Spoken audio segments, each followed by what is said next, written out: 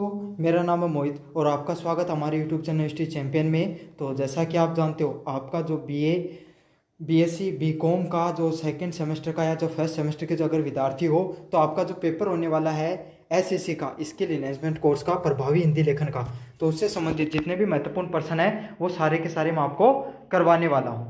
तो काफ़ी important video होने वाला है। बस आपको क्या करना है, चैनल को सब्सक्राइब कर देना है, वीडियो को लाइक कर देना और अपने दोस्तों को जरूर से शेयर कर देना है। इस वीडियो में मैं आपको unit first, unit second, unit third और यूनिट फोर चारों के चारों यूनिट्स का एक साथ रिवीजन कराऊंगा। बस आपको क्या करना है, वीडियो को पूरा देखना है। तो चलो शुरू करते हैं अपन वीडियो को। पहला प्रश्न है, वर्णनात्मक लेखन की प्रमुख उद्देश्य क्या होता है। तो वर्णनात्मक जो लेखन होता है उसका जो प्रमुख जो उद्देश्य क्या होता है, उसका प्रमुख उद्देश्य होता है दृश्य का चित्रण करना। तो वर्णनात्मक क्या होता है, जहां पर आपको जो टीवी हो गया वहां पर दृश्य दिखाए जाते हैं, या रंगमंच हो गया जिसके अंदर आपको क्या किया जाता है, आपको दृश्य दिखाए जाते हैं, तो उसी को वर्णनात्मक चित्रण के नाम से जाना जाता है। जैसे कि रामायण हो गई, आपने बचपन में देखा होगा ना, आपके जो बचपन है क्या अभी भी बहुत सी जगह क्या होती है, रामायण का मंचन किया जाता है। नाटक वगैरह हो गए, स्कूल में आपने नाटक वगैरह को कभी प्ले किया होगा, तो उसमें क्या होते हैं, सभी किरदार होते हैं वो अपने हाव भाव से, इशारों के माध्यम से चीजों को दर्शाने का प्रयास करते हैं। तो उसी को क्या कहा जाता है, वर्णनात्मक दर्शन के नाम से जाना जाता है। अगले वाले प्रश्न की बात करूं, अकादमिक लेखन में सबसे अधिक आवश्यक क्या होता है। तो जो अकेडमिक जो राइटिंग होती है उसमें अकादमिक लेखन में सबसे अधिक आवश्यक चीज क्या होती है। तो अगर आप कोई भी एकेडमिक्स पढ़ाई लिखाई से संबंधित अगर आप भी कोई प्रकार का लेखन कर रहे हो, तो उसमें किस चीज की सबसे ज्यादा महत्व दोगे, तर्क और प्रमाण का। आप कोई भी चीज है उनको लेकर तर्क दोगे, क्योंकि तर्क दोगे तो लोगों हैं जो बच्चे हैं उनको पढ़ेंगे तो उसमें विश्वसनीयता उनकी बनी रहेगी, उनका विश्वास है उस चीज पर बना रहेगा। साथ के साथ प्रमाण भी आपको देना आवश्यक होता है, तभी तो क्या होगा भाई, बच्चे अगर आपको पढ़कर, जैसे मैं आपको पढ़ा रहा हूं तो मैं तर्क भी दे रहा हूं, थ्योरी भी समझा रहा हूं ना, तर्क भी दे रहा हूं, प्रमाण भी दे रहा हूं, तो इससे क्या होगा, जो चीज है वो क्या हो जाती है, सर्टिफाइड एकदम ट्रू मानी जाती है, सही मानी जाती है। समझ में आ गया। आप हवाई बातें कभी भी नहीं कर सकते हो, आप अकादमिक लेखन का प्रयोग कर रहे हो तब। तो जैसे आप एनसीईआरटी किताब पढ़ते हो या कोई भी किताब पढ़ते हो, या फिर कोई ऐसा ब्लॉग पढ़ते हो जो एजुकेशन ब्लॉग है, उसमें सबसे ज्यादा आपको क्या मिलते हैं, तर्क और प्रमाण देखने को मिलते हैं। लेखन कौशल को दीर्घकालीन लाभ क्या होता है, what is the long term benefit of writing skills. तो राइटिंग स्किल का जो लॉन्ग टर्म लाभ क्या होता है, दीर्घकालीन लाभ क्या होता है, संप्रेषण और कैरियर विकास। तो अगर आपका लेखन कौशल बेहतर है तो आपका क्या होगा, आपकी जो कम्युनिकेशन है वो बेहतर होगी, संप्रेषण है वो बेहतर होगा। क्यों, क्योंकि लिख सकता है वो व्यक्ति, क्या हो सकता है, उसके विचार दिमाग में आते हैं, विचार दिमाग में आते हैं तभी तो लिखता है, विचार आते हैं तो जो लिख सकता है वो बोल भी सकता है। समझ में आ गया। दूसरी बात है, आप जब लिखते हो चीजों को तो आपकी भाषा पर भी पकड़ धीरे धीरे मजबूत होती चली जाती है। तो आपकी भाषा पर अगर पकड़ मजबूत हो जाएगी, आप भाषा पर गहरा ज्ञान रखोगे, तो क्या हो जाएगा, आपका जो लेखन कौशल है वो जो आपका संप्रेषण है, कम्युनिकेशन, वो अपने आप ही धीरे धीरे बेहतर होता चला जाएगा। दूसरे वाले पॉइंट की बात करूं, कैरियर विकास। तो कैरियर में आपका जो कैरियर है उसमें कैसे हेल्प मिलती है, कैरियर में आपको इस तरीके से हेल्प मिलती है, क्योंकि अगर सीख लिया तो आप क्या कर सकते हो, किसी कंपनी के लिए लेख लिखने काम कर सकते हो, ब्लॉग लिखने काम कर सकते हो, न्यूज़पेपर में काम कर सकते हो, इन सारे क्षेत्रों में आप अपना है कैरियर को आगे बढ़ा सकते हो इन सब चीज़ों में। अगले वाला, किस लेख शैली में लेखक स्वयं को प्रकट करता है, in which writing style does the writer express himself. तो किस में करता है, आत्मकथात्मक लेखन में। तो जब आत्मकथात्मक, जब ऑटोबायोग्राफी आप किसी इंसान के बारे में, जीवन में उसके बारे में जब लिखते हो, तो उस प्रकार के लेखन में क्या होती है, लेखक वो स्वयं की भावनाओं को दूसरे के सामने प्रकट करता है, तो उसी को क्या कहा जाता है, आत्मकथात्मक लेखन के नाम से जाना जाता है, ऑटोबायोग्राफी राइटिंग के नाम से जाना जाता है। तो इसका सही आंसर क्या होगा, ऑप्शन नंबर सी है वो सही आंसर होगा। अगले वाले प्रश्न की बात करूं, लेखन में सुधार करने के लिए सबसे अच्छा उपयोग क्या है, what is the best way to improve the writing. तो अगर आप लेखन में सुधार करना चाहते हो तो सबसे बेहतर क्या हो सकता है तरीका, तो इसमें सबसे बेहतर तरीका हो सकता है लेखन और पुनर्लेखन। तो इसमें क्या होगा, लेखन। आप जब चीज़ों को लिखोगे और पुनः लिखोगे तो इससे क्या होगा, आपका लेखन है वो सुधरेगा। जैसे स्कूल के समय में आपको टीचर आपको क्या करते थे, आप श्रुतलेख लिखने को देते थे। अब काफ़ी बार बच्चे क्या करते थे, उस जो श्रुतलेख लिखने को दिया जाता था उन्हें, उसको लिखने में गलतियां कर दिया करते थे। तो उसको गलतियों को सही करने के लिए टीचर है उनको क्या देती थी, लेखन और पुनः लेखन है वो दोनों की दोनों दिया करती थी कि बार बार लिखे इन सब चीज़ों को, ताकि आप में जो लेखन है कला उसको बेहतर हो सके। त्रुटियों को पहचान पाओगे, कहाँ ग्रामर में गलतियां कर रहे हो, कहाँ आपकी जो लेखन शैली में गलती है, कहाँ आपकी मात्राओं में गलती है, वो सब चीज़ें धीरे धीरे चीज़ें इंप्रूव होती चली जाती हैं। लेखन में प्रारूप का क्या महत्व होता है, फॉर्मेट का क्या महत्व होता है। What is the importance of format in writing. तो कोई भी जब जो लेखन होता है, कोई भी लेखक है या कोई भी इंसान जब लेख को लिखता है तो उसमें जो फॉर्मेट होता है, फॉर्मेट क्या होता है, पत्र लिखते हो उसका पूरा एक फॉर्मेट होता है। पहले आपको सामने वाले का पता लिखा जाता है, फिर सब्जेक्ट लिखते हैं, फिर दिनांक लिखते हैं, फिर सब्जेक्ट लिखते हैं, फिर बीच का जो कंटेंट आपने जिस विषय पर लिखना चाहते हो वो लिखते हैं, एंडिंग करते हैं। हर चीज़ का होता है। आप जब रिपोर्ट देते हो तो उसमें रिपोर्ट लिखने का भी एक फॉर्मेट होता है। तो कोई भी चीज़ है लिखने का उसका क्या होता है, एक तरीका होता है। तो जैसे मैं कंटेंट पढ़ा रहा हूँ अब आपके सामने, तो इसमें पहले मैं यूनिट फर्स्ट पढ़ा रहा हूँ, यूनिट सेकंड, फिर यूनिट थर्ड और यूनिट फोर, प्रत्येक एमसीक्यू करा रहा हूँ, उसकी थ्योरी करा रहा हूँ। तो ये सारा क्या फॉर्मेट है। तो इस फॉर्मेट राइटिंग का क्या महत्वपूर्ण होता है, लेख की स्पष्ट संरचना। अब आपको पता है, जैसे कि मैं पढ़ा रहा हूँ तो सबसे पहले आपको पता चल जाएगा हमारा यूनिट फर्स्ट का कंटेंट है वो रिवाइज होने वाला है, फिर यूनिट सेकंड का कंटेंट रिवाइज होगा, फिर यूनिट थर्ड का होगा, फिर यूनिट फोर का होगा। और ये क्लास ऐसी होगी जिसमें हमारा कंप्लीट रिवीजन होने वाला है। तो इस प्रकार के लेखन में इस प्रकार की चीज होती है। तो इससे क्या होता है, लेख है जो आप लिख रहे हो उसको स्पष्ट संरचना मिलती है, उसको स्पष्ट तरीके से पता चलता है कि हमने जो ये चीज लिखी है ये लिखने वाले को अच्छे से समझ में आ जाएगी। लेखन कौशल के विकास में कौन सा मूल्य महत्वपूर्ण होता है, which value is the most important in the writing skill development. तो अगर आप जब लेखन कौशल है, राइटिंग स्किल आपकी जब बेहतर होती है तो उसमें कौन सा डेवलपमेंट होता है, तो इसमें कौन सा होता है, आपका धैर्य, पेशेंस है उसका डेवलपमेंट होता चला जाता है। तो आप जब लेखन कौशल करते हो तो इसमें आपका जो धैर्य है, पेशेंस है, वो धीरे धीरे बढ़ता चला जाता है। क्यों, क्योंकि लेखन कौशल है उसमें क्या होता है, जब आप लिखोगे तो विचार हो सकता है आज आपके सामने आए, कल आए, हो सकता है 1 घंटे में आ जाए, आने को 1 मिनट में आ जाए, नहीं आए तो पूरे दिन में नहीं आए। तो आपका पेशेंस है, वो स्किल है, वो क्या होती है, आपका इंप्रूव होती है। और आपके अंदर पेशेंस होना भी चाहिए। पेशेंस होगा तभी आप बेहतर कंटेंट लिख पाओगे। पेशेंस नहीं होगा तो फ्रस्ट्रेट हो जाओगे, गुस्से में आ जाओगे और चीज़ों को अच्छे से एक्सप्रेस नहीं कर पाओगे।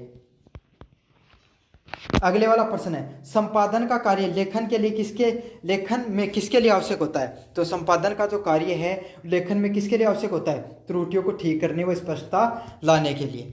तो जो लेखन का कार्य है, जो संपादन होता है, जो एडिटोरियल लिखता है या जो लेख लिखता है, उसमें जो कार्य जो लेखन होता है उसमें क्या होता है, तो वो त्रुटियों को सही करता है, इंप्रूव करता है और स्पष्टता, चीज़ों को सही से लिखने का कार्य करता है। तो इसका सही आंसर क्या होगा, ऑप्शन नंबर बी होगा। समझ में आ गया आपको।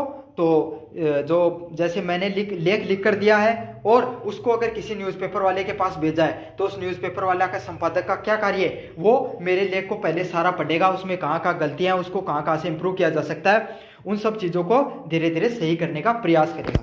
तो त्रुटियाँ ठीक करेगा और स्पष्टता लाने का कार्य किया जाता है संपादन के कार्य में। निम्नलिखित में से कौन सा लेखन शैली का प्रकार नहीं है, which of the following is not a type of writing skill. तो कौन सा नहीं है, भ्रामक। तो अगर इसमें से देखो भ्रामक टाइप नहीं है, इसको बाद में एक्सप्लेन करूंगा, बाकी के ऑप्शन पहले एक्सप्लेन कर देता हूं आपको।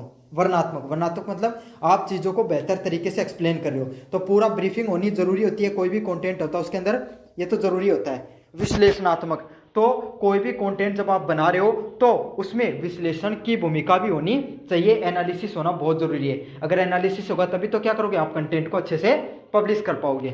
तो ऑप्शन नंबर बी है वो भी सही है। अगले वाले पॉइंट की बात करूं, क्रियात्मक कंटेंट कौन सा होता है, जो रिएक्शनरी हो, मतलब जैसे कोई घटना घट गई वैसा कंटेंट बना दिया। तो ये तीनों की तीनों चीजें हैं, अच्छे से होनी चाहिए, लेकिन भ्रमात्मक नहीं होना चाहिए। भ्रामक कंटेंट बनाओगे, भ्रामक लेखन करोगे तो लोगों को क्या होगा, लोग कंफ्यूजन में आएंगे और लोग इसे फेक न्यूज बोल सकते हो आप एक तरीके से। समझ में आ गया। तो फेक न्यूज का टाइप नहीं होना चाहिए। लेखक में भाषाई दक्षता का क्या अर्थ होता है, what do you mean by linguistic proficiency in writing. तो लिखने में भाषाई दक्षता किस चीज पे होती है, भाषा पर पकड़ और उचित प्रयोग। तो भाषा होती है भाषाई दक्षता, लिंग्विस्टिक एफिशिएंसी क्या होती है, कोई भी आपकी जो भाषा है, लैंग्वेज है, उस पर बहुत अच्छी पकड़ होनी चाहिए और उसको कहाँ कहाँ पर आपको सही तरीके से उपयोग में लेना है इस चीज़ का पता होना चाहिए। इसी को क्या कहा जाता है, भाषाई दक्षता के नाम से जाना जाता है।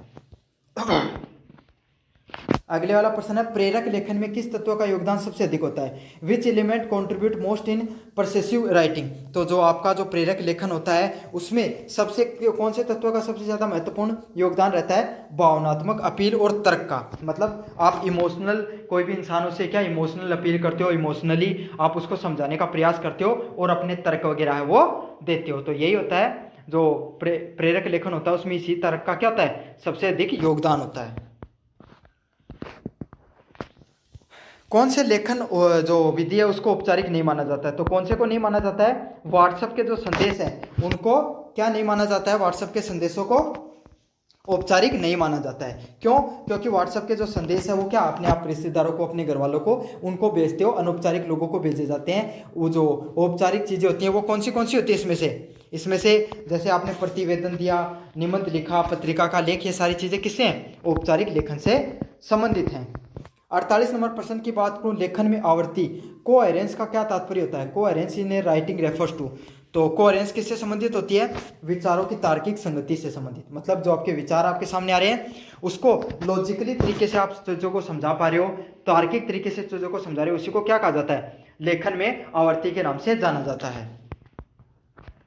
अगले वाला प्रश्न है, ड्राफ्टिंग का क्या अर्थ होता है? ड्राफ्टिंग रेफर्स टू, तो ड्राफ्टिंग क्या होती है? अस्थायी रूप से पूरा लेख को तैयार करना। तो ड्राफ्टिंग क्या होती है? जैसे मैंने कंटेंट बनाया, उसको क्या कर दिया? ड्राफ्ट करके रख दिया। तो ड्राफ्ट करके रख दिया मतलब उसको अब मुझे एडिटिंग करना बाकी है, उसको और इम्प्रूव करना बाकी है, बस मैंने उसको कच्चा फॉर्मेट है उसमें बनाकर रख दिया। ऐसे समझ में नहीं आए? जब आप घर बनाते हो तब उसमें आपने क्या कर दिया? सिंपली ईंट भट्ठे की आपने जो चिनाई कर दी, उसमें प्लास्टर वगैरह नहीं किया, आप फर्नीचर वगैरह का नहीं लगवाया, उसी को ड्राफ्टिंग बोला जाता है इंटरनेट की भाषा में। कच्चा सिस्टम होता है ना, उसी को। लेखन में रीडर प्रोफाइल को क्या ध्यान में रखा जाता है? Why is reader profile considered in writing? तो किस चीज को ध्यान में रखा जाता है रीडर प्रोफाइल में? पाठक की समझ, स्तर और रुचि के अनुसार लिखने पर। तो रीडर प्रोफाइल होती है, उसके अंदर क्या होता है? पाठक है, उसकी समझ है, उसकी स्तर और उसकी रुचि के हिसाब पर जब चीज़ों को ध्यान में रखकर चीज़ों को बताया जाता है, उसी को क्या कहा जाता है? रीडर प्रोफाइल के नाम से जाना जाता है। जैसे जो रीडर होता है उसका जो उसको क्या क्या चीज़ें पसंद है, उसको कौन सी रुचि है, उसका समझ का स्तर कैसा है, उस हिसाब से। अब जैसे आप कॉलेज के विद्यार्थी हो और मैं आपको यूपीएससी लेवल की चीज़ें पढ़ाने लग जाऊं तो आपका उन सब चीज़ों कोई महत्व है? कोई महत्व नहीं है। तो मैं आपको कैसा पढ़ाता हूँ? आपके कॉलेज से संबंधित चीज़ों को पढ़ाया जाता है, वही है, उसी क्या कहा जाता है? रीडर प्रोफाइल के नाम से जाना जाता है। अब अपन बढ़ते हैं यूनिट नंबर 2 की तरफ। यूनिट नंबर 2 का जो अगला प्रश्न है, एक रचनात्मक लेखक के लिए सबसे आवश्यक गुण क्या होता है? तो कोई भी एक रचनात्मक, एक क्रिएटिव जो राइटर है, समझ में आ गया, जो मूवी वगैरह को लिखते हैं, मूवी वगैरह बनाते हैं, वो कोई पोयम लिख रहा है या फिर कोई ऐसा इंसान है जो क्रिएटिव राइटिंग्स करता है, समझ में आ गया आपको, नई चीज़ें जो बनाने में विश्वास रखता है, उसमें क्या होनी चाहिए? उसमें कल्पनाशीलता और संवेदनशीलता होनी चाहिए, सेंसिटिविटी होनी चाहिए, समाज को उस नज़र से देखने का नजरिया होना चाहिए जो आम नागरिक नहीं देख पाता है, समझ में आ गया, और इमेजिनेशन होनी चाहिए। तो जब भी तो कोई इंसान ऐसी राइटिंग कर सकता है, क्रिएटिव राइटिंग कर सकता है। तो मूवी वगैरह देखते हो तो उसमें आपको कौन सी पसंद आती है? जो आपको एक नया कॉन्सेप्ट होती है, नई मूवी होती है जिसमें कुछ अलग आपको देखने को मिलता है, वही आपको देखने अच्छा लगता है। तो उसी को क्या कहा जाता है? रचनात्मक लेखन के नाम से जाना जाता है। 41 नंबर प्रश्न की बात करूं, पत्र लेखन में तिथि किस स्थान पर लिखी जाती है? Where is the date placed in letter writing? तो पत्र लेखन में आपको डेट किस स्थान पर रखी जाती है? पते के बाद में, समझ में आ गया आपको, पते के बाद में आपको डेट लिखी जाती है। तो आपको पता है सबसे पहले अपन आप एड्रेस देते हैं, फिर डेट लिखते हैं, फिर सब्जेक्ट लिखते हैं, फिर आपका जो जितना कंटेंट जिस विषय पे आपको लिखना वो लिखते हैं, और लास्ट में अपन अपना जो रिस्पेक्ट वगैरह शो करते हैं उसमें। निम्नलिखित में से कौन सी रिपोर्ट लेखन की शैली है? तो कौन सी रिपोर्ट लेखन की शैली होती है? तो आप कोई भी रिपोर्ट लिख रहे हो, भाई आपके गांव में सड़क टूटी हुई है, ये सब चीज़ें हैं, तो वो रिपोर्ट लेखन के नाम से जाना जाता है। उसकी कौन सी शैली होती है? उसमें निष्पक्ष व तथ्यपरक, मतलब आपको एकदम निष्पक्षता से चीज़ों को बताना है, कोई भी प्रकार का बायसनेस नहीं दिखाना है सरकार के प्रति या फिर विपक्ष के प्रति, कोई भी इंसान के प्रति आपको क्या तथ्यात्मक बातें करनी है, स्पष्टता से चीजों को बताना है। समझ में आ गया? तो रिपोर्ट लेखन की सबसे अच्छी शैली क्या होती है? उसको निष्पक्ष तरीके से आपको बताना है। 43 नंबर प्रश्न है, रचनात्मक लेखन में संघर्ष किसका प्रतीक है? तो जब आप क्रिएटिव राइटिंग करते हो उसमें कॉन्फ्लिक्ट किस चीज को दर्शाता है? तो कॉन्फ्लिक्ट किस चीज को दिखाता है? कथानकों में गतिशीलता को। जो आपके कथानक है, जो पात्र हैं, उसमें जो गतिशीलता होती है उनको दर्शाने का कार्य किसका होता है? रचनात्मक जो लेखन होता है, क्रिएटिव राइटिंग होती है, उसका उद्देश्य यही होता है जो भी आपके जो पात्र हैं उनको सही से दिखाया जाए।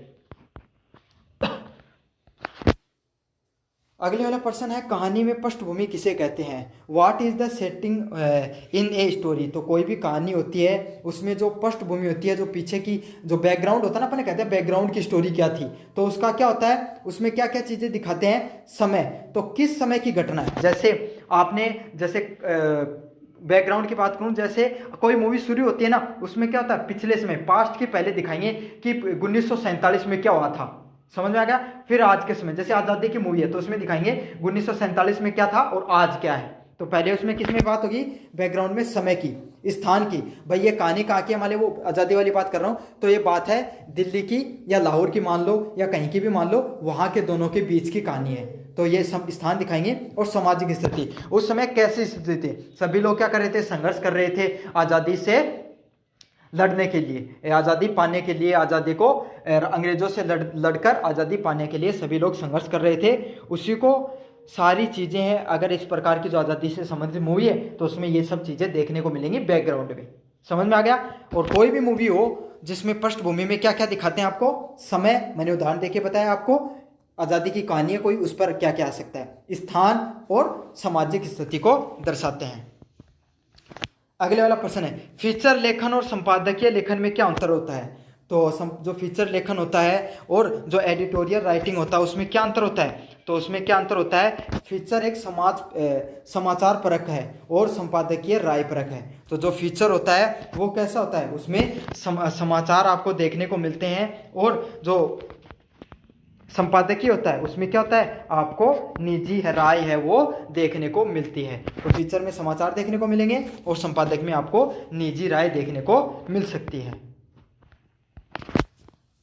46 नंबर प्रश्न की बात करूं, रिपोर्ट लेखन में भाषा की शैली कैसी होनी चाहिए? तो रिपोर्ट लेखन करते हैं उसमें भाषा की शैली कैसी होती है? तो उसमें कैसी होती है? सरल, स्पष्ट व औपचारिक भाषा आपको देखने को मिलती है। तो रिपोर्ट लेखन होती है उसमें भाषा शैली कैसे होनी चाहिए? आपकी सरल भाषा होनी चाहिए, एकदम क्लियर होनी चाहिए, और औपचारिक भाषा है वो देखने को मिलती है। तो इसका सही आंसर क्या होगा? ऑप्शन नंबर बी है वो सही आंसर होने वाला है।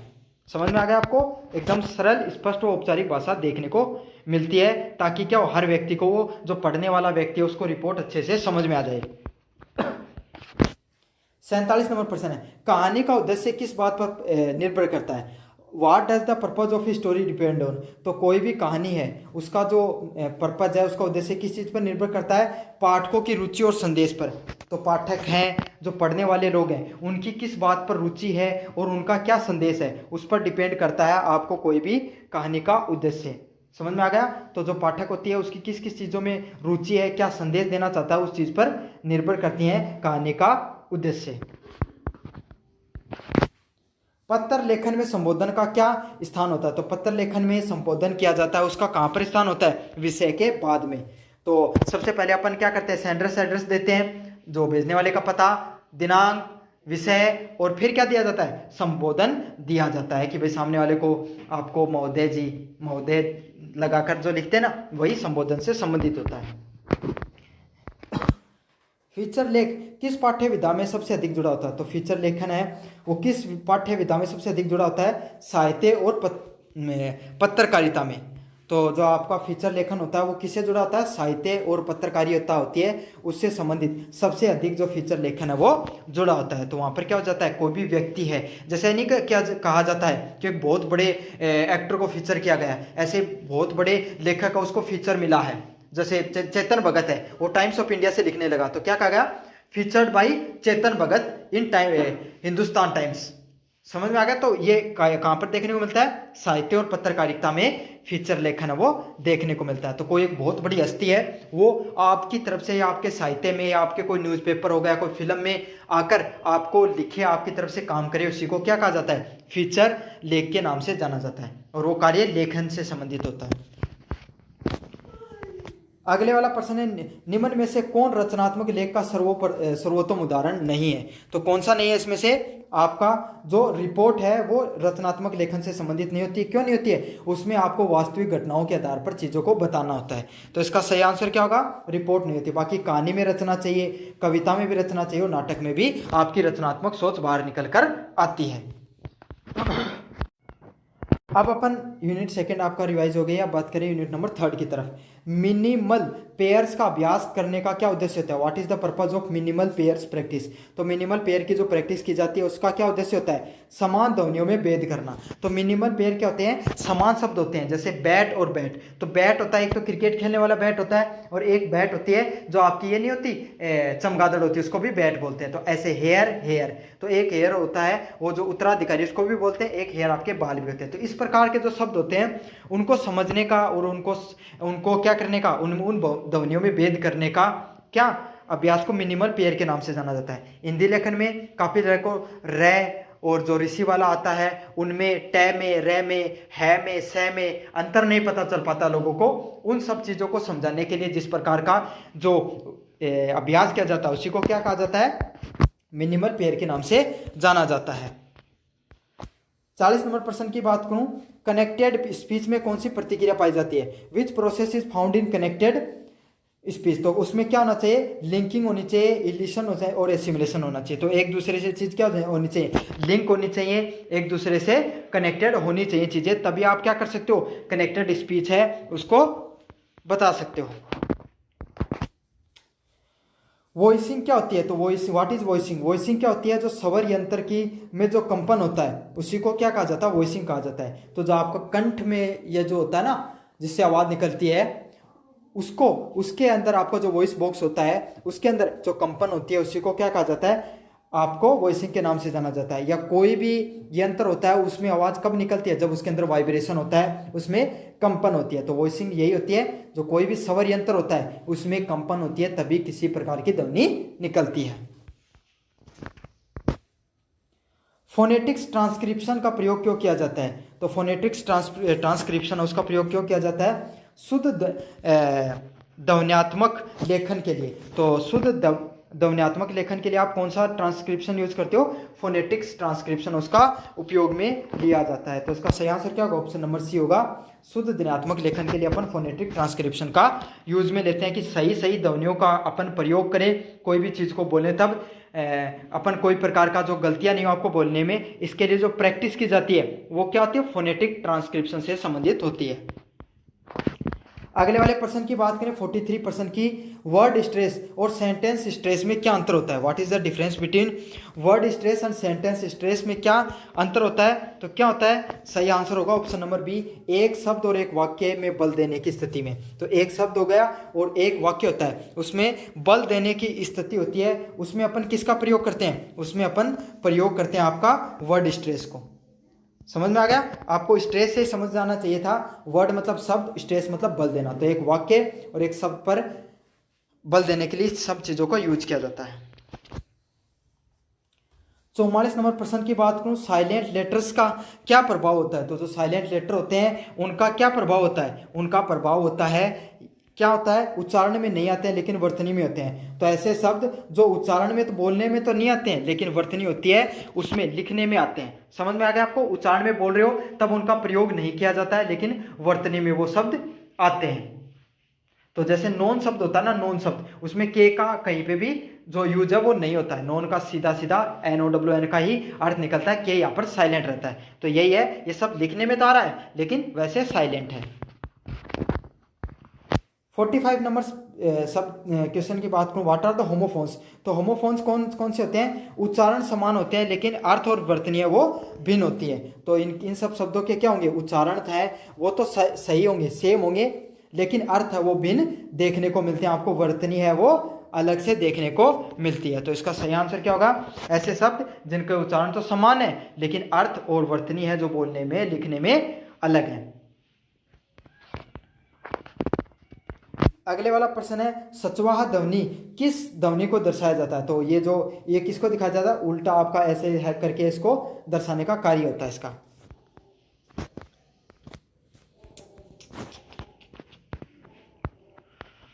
उच्चारण की त्रुटियों को सुधारने के लिए किस तकनीक का उपयोग किया जाता है? तो आपको which technique is use to correct the pronounce air.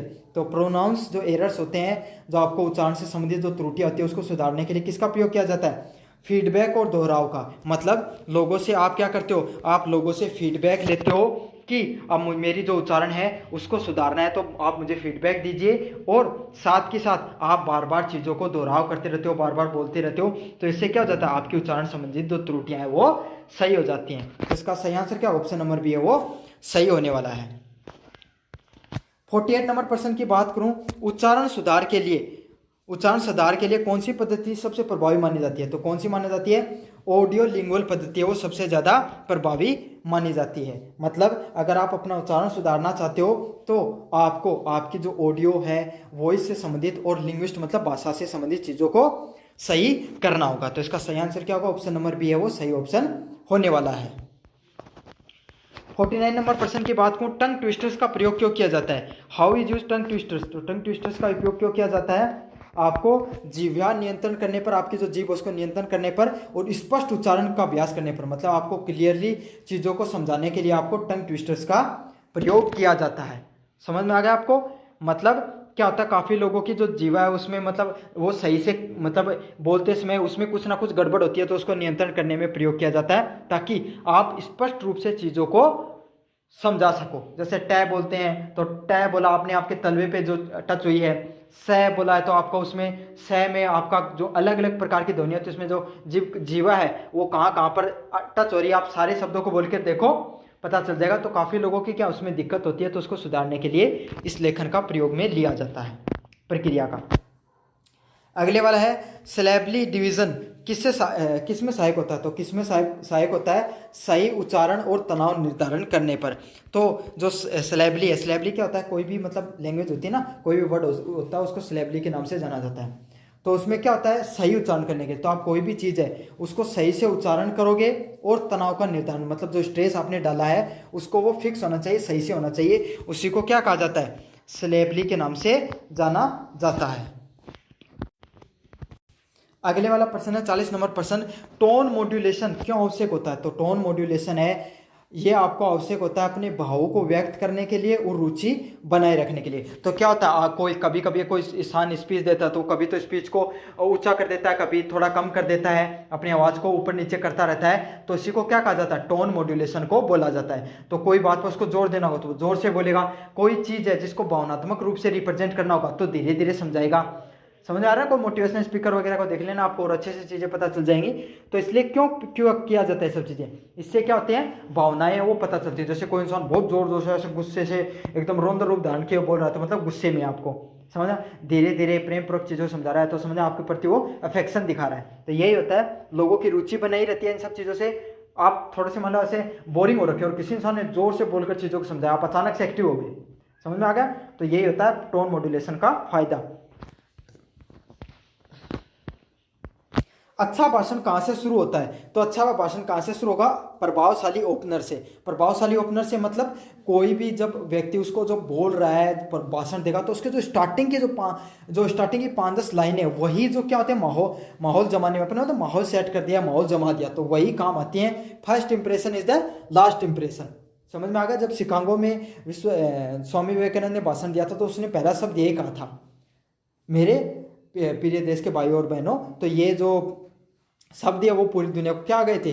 छू गए थे, सारी दुनिया को मोहित कर लिया था। तो यही होता है, जब आप स्टार्टिंग के जो शब्दों का बहुत बेहतर तरीके से प्रयोग करोगे तो आपका भाषण है वो क्या होगा? बहुत अच्छा माना जाएगा। आपका आगे भी वो भाषण है धीरे धीरे अच्छा हो जाएगा, क्योंकि लोगों की रुचि बढ़ने लग जाती फिर। वॉइस प्रोजेक्शन किसके लिए जरूरी होता है? तो वॉइस प्रोजेक्शन का मंच पर स्पष्टता के लिए, मतलब जब आप अपनी आवाज़ है उसको क्या करते हो, प्रोजेक्ट करते हो, लोगों को बताते हो, तो ये किससे संबंधित होता है? मंच पर स्पष्टता को दिखाने के लिए इसका वॉइस प्रोजेक्शन का प्रयोग किया जाता है, ताकि चीज़ें आपको स्पष्टता से सही से चीज़ों को बता दिया जाए। अगले वाला प्रश्न है मिरर प्रैक्टिस है वो किससे संबंधित होती है? तो मिरर प्रैक्टिस है किससे संबंधित होती है? व्यक्तित्व से, मतलब भाषण वगैरह का जो आप प्रैक्टिस करते हो उसमें। अब क्या होता है, देखो मैंने भी एक दिन पहले अपने पिछली क्लास ली थी ना, यूनिट पार्ट नंबर जो शायद 3rd होगा उसका, वो ली थी। उसमें मैंने बताया था अगर आपको आपका भाषण की प्रैक्टिस करनी है, आपको इंटरव्यू के लिए जाना है और आपको कॉन्फिडेंस नहीं आ रहा, तो आपको क्या करना चाहिए, एक पैसेज लेना है, उसको अच्छे से याद कर लेना है, फिर उसको मिरर के सामने जाइए और मिरर के सामने जोर थोड़ी अच्छी सी आवाज में क्या करना आपको, वो शब्दों को बोलना है। तो इससे क्या हो जाएगा, उससे आपका जो मजबूत है, जो आपकी कॉन्फिडेंस है वो कॉन्फिडेंस भी आएगा, और जो आपकी वोकेबलरी है वो भी मजबूत होगी, और आपका शब्दों का उच्चारण है वो भी बेहतर होगा। समझ में आ गया आपको? तो ये किससे होती है? व्यक्तित्व अभ्यास से संबंधित होती है, वक्तत्व अभ्यास से संबंधित होती है।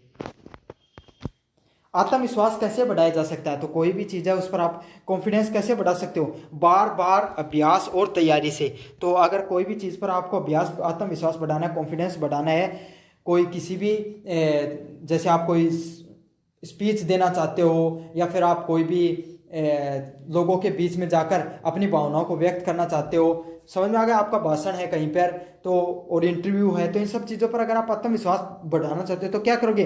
बार बार आपको अभ्यास करना होगा। उस टॉपिक को पहले अच्छे से करो, मजबूत करो, और साथ के साथ क्या करते रहो, तैयारी भी उस सब चीज़ों से करते रहो, मॉक देते रहो उन सब चीज़ों से संबंधित।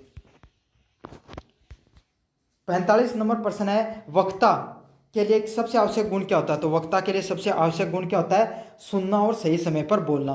तो जो वक्ता होता है, जो एक्सप्रेसिव होता है, वो क्या करता है? सही समय पर सुनता है और फिर बोलता है। मतलब क्या होता है, जो वक्ता होता है ना, जो अच्छे स्पीकर होते हैं, वो सुनना बहुत जरूरी है। आप जीवन में जब लोगों को सुनना शुरू करोगे तो भी तब आप अच्छा क्या बनो, स्पीकर बन पाओगे। ये कहा जाता है ना, पहले आप अच्छे लिसनर बनिए, फिर आप अच्छे स्पीकर बन पाओगे। क्यों? दुनिया को सुनोगे तो एक तो ये होगा कि आपके पास उन लोगों का अनुभव आपके पास आएगा, उनकी बातें आपके पास आएंगी, समझ में आएगा, क्या पता आपसे कोई बेहतर बोलने वाला, उसकी बातें आपके पास आ गई।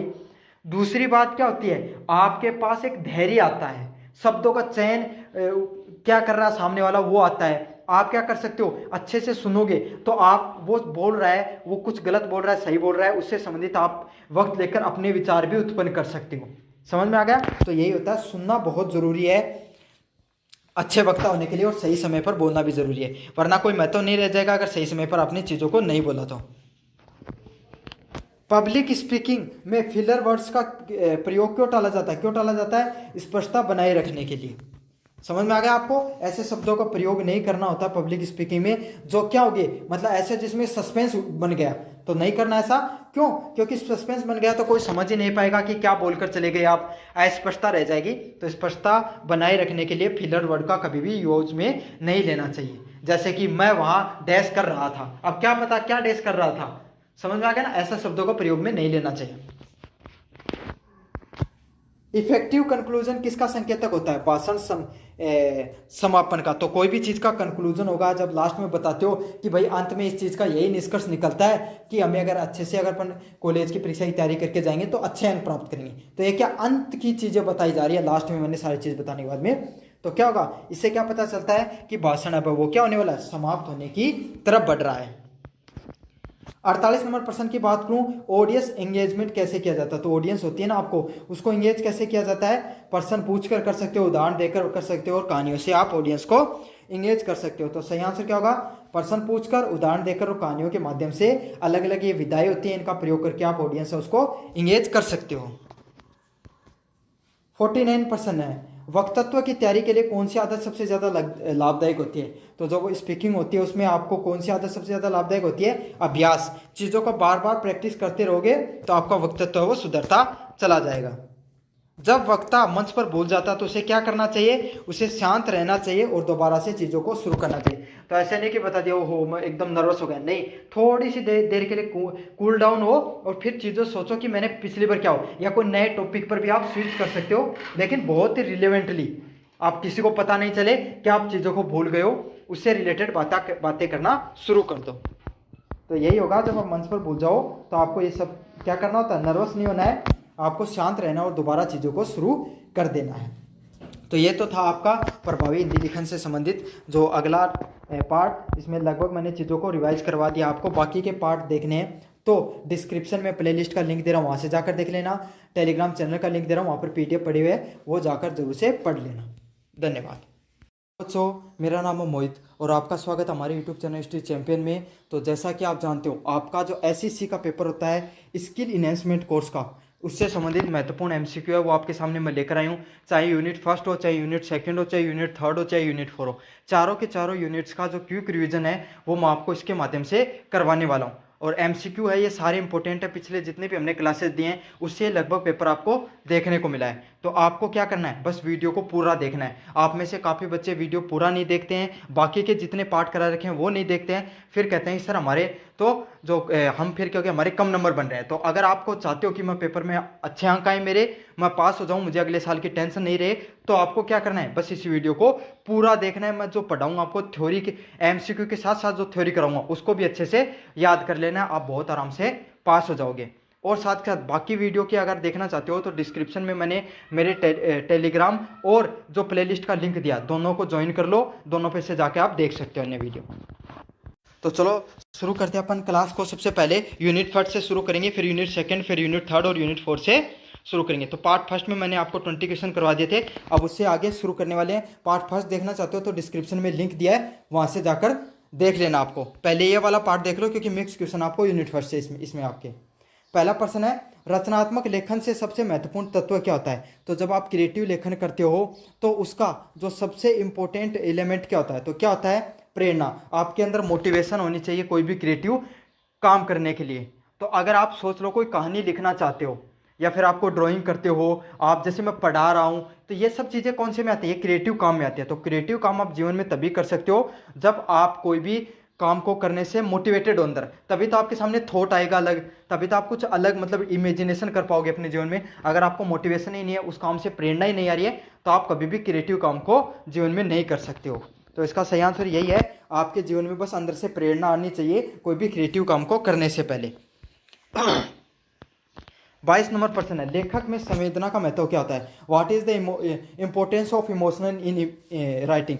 तो जो लेखन के संवेदना का क्या महत्व होता है पाठक को जोड़ने के लिए। तो इमोशंस का कार्य यही रहता है कि वो क्या करता है, वो जो इंटरेक्शन होता है, जो आपको रीडर होता है उसको क्या करता है, जोड़ता है, आपको उसके इमोशनल के साथ कनेक्शन करने का प्रयास करता है।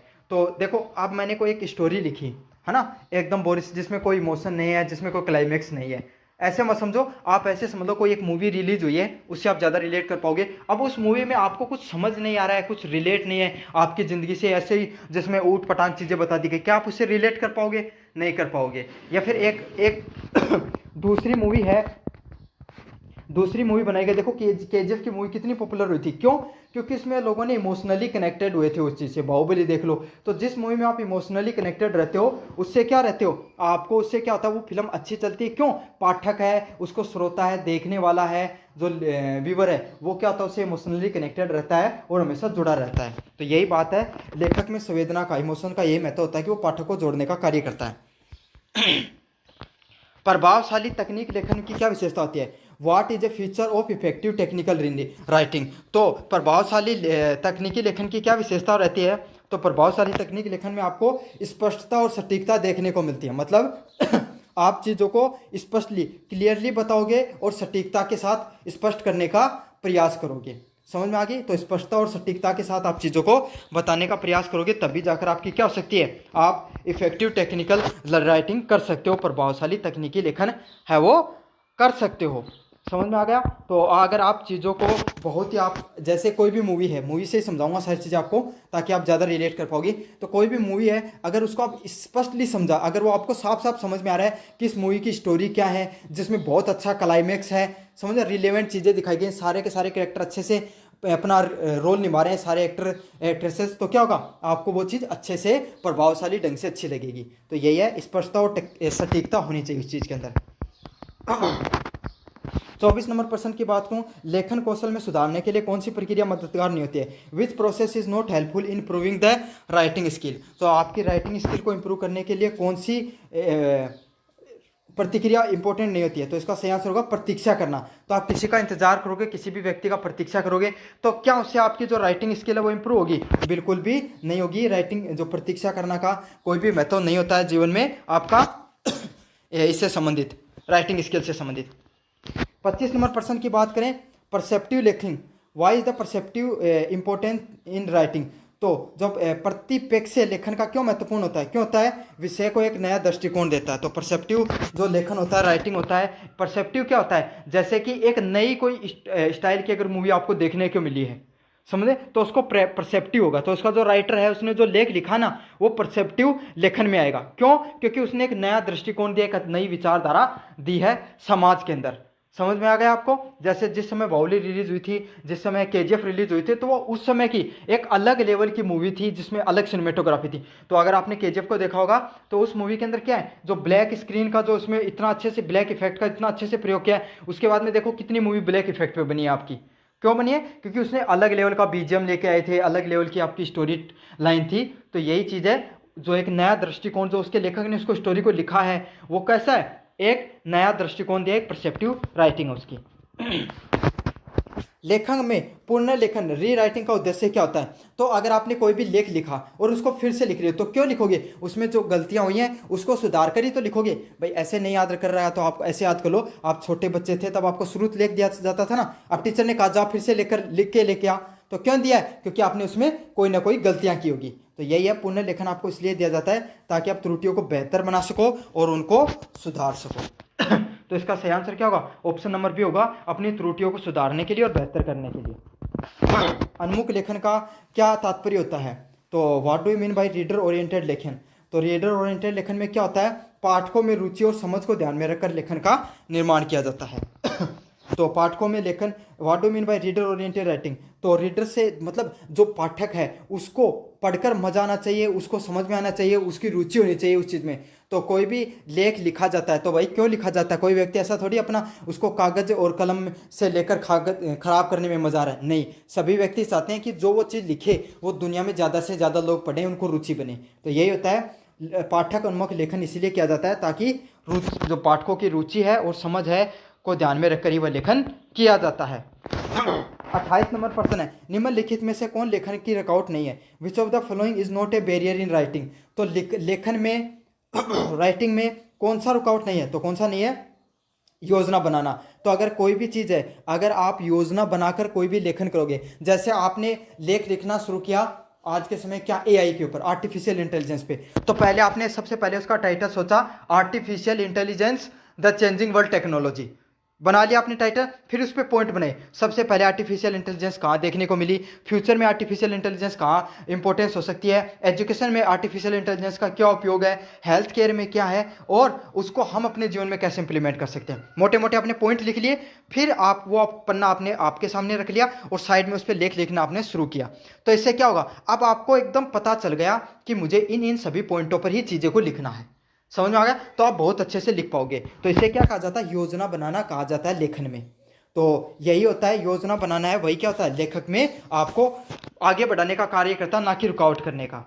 अच्छा, और दूसरे प्रश्न क्या है? विचारों में अस्पष्टता। अगर आपकी थिंकिंग ही क्लियरिटी नहीं आ रही है, उसमें क्लियरिटी नहीं है, रुक रुक कर आ रही है, अस्पष्टता, तो क्या आप अच्छा लेखन कर पाओगे? नहीं कर पाओगे। शब्दों का भ्रम है, शब्दों का भ्रम मतलब आप चीज़ों को अच्छे से नहीं समझ पाते हो, कन्फ्यूजन हो रहा है चीज़ों को लेकर, तो आप क्या हो सकती है? लेखन में आपके रुकावट आ सकती है। गलत व्याकरण, अगर आप रॉन्ग ग्रामर का यूज करते हो तो इससे क्या होता है?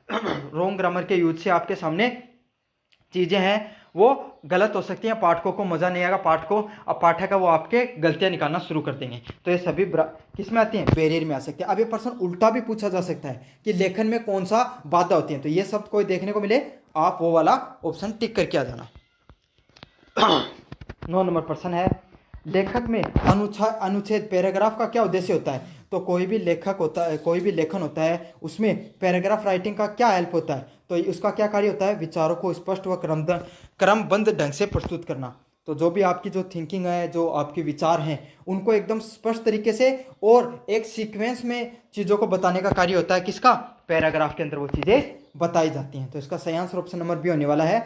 विचारों को स्पष्ट व क्रमबद्ध ढंग से प्रस्तुत करने का कार्य क्या होता है? पैराग्राफ का होता है। समझ आ गया। तो आप भी जो बड़े वाले निबंधात्मक प्रश्न करते हो ना, वो पैराग्राफ राइटिंग के ऊपर ही होते हैं। प्रभावी संवाद लेखन का आवश्यक तत्व क्या होता है?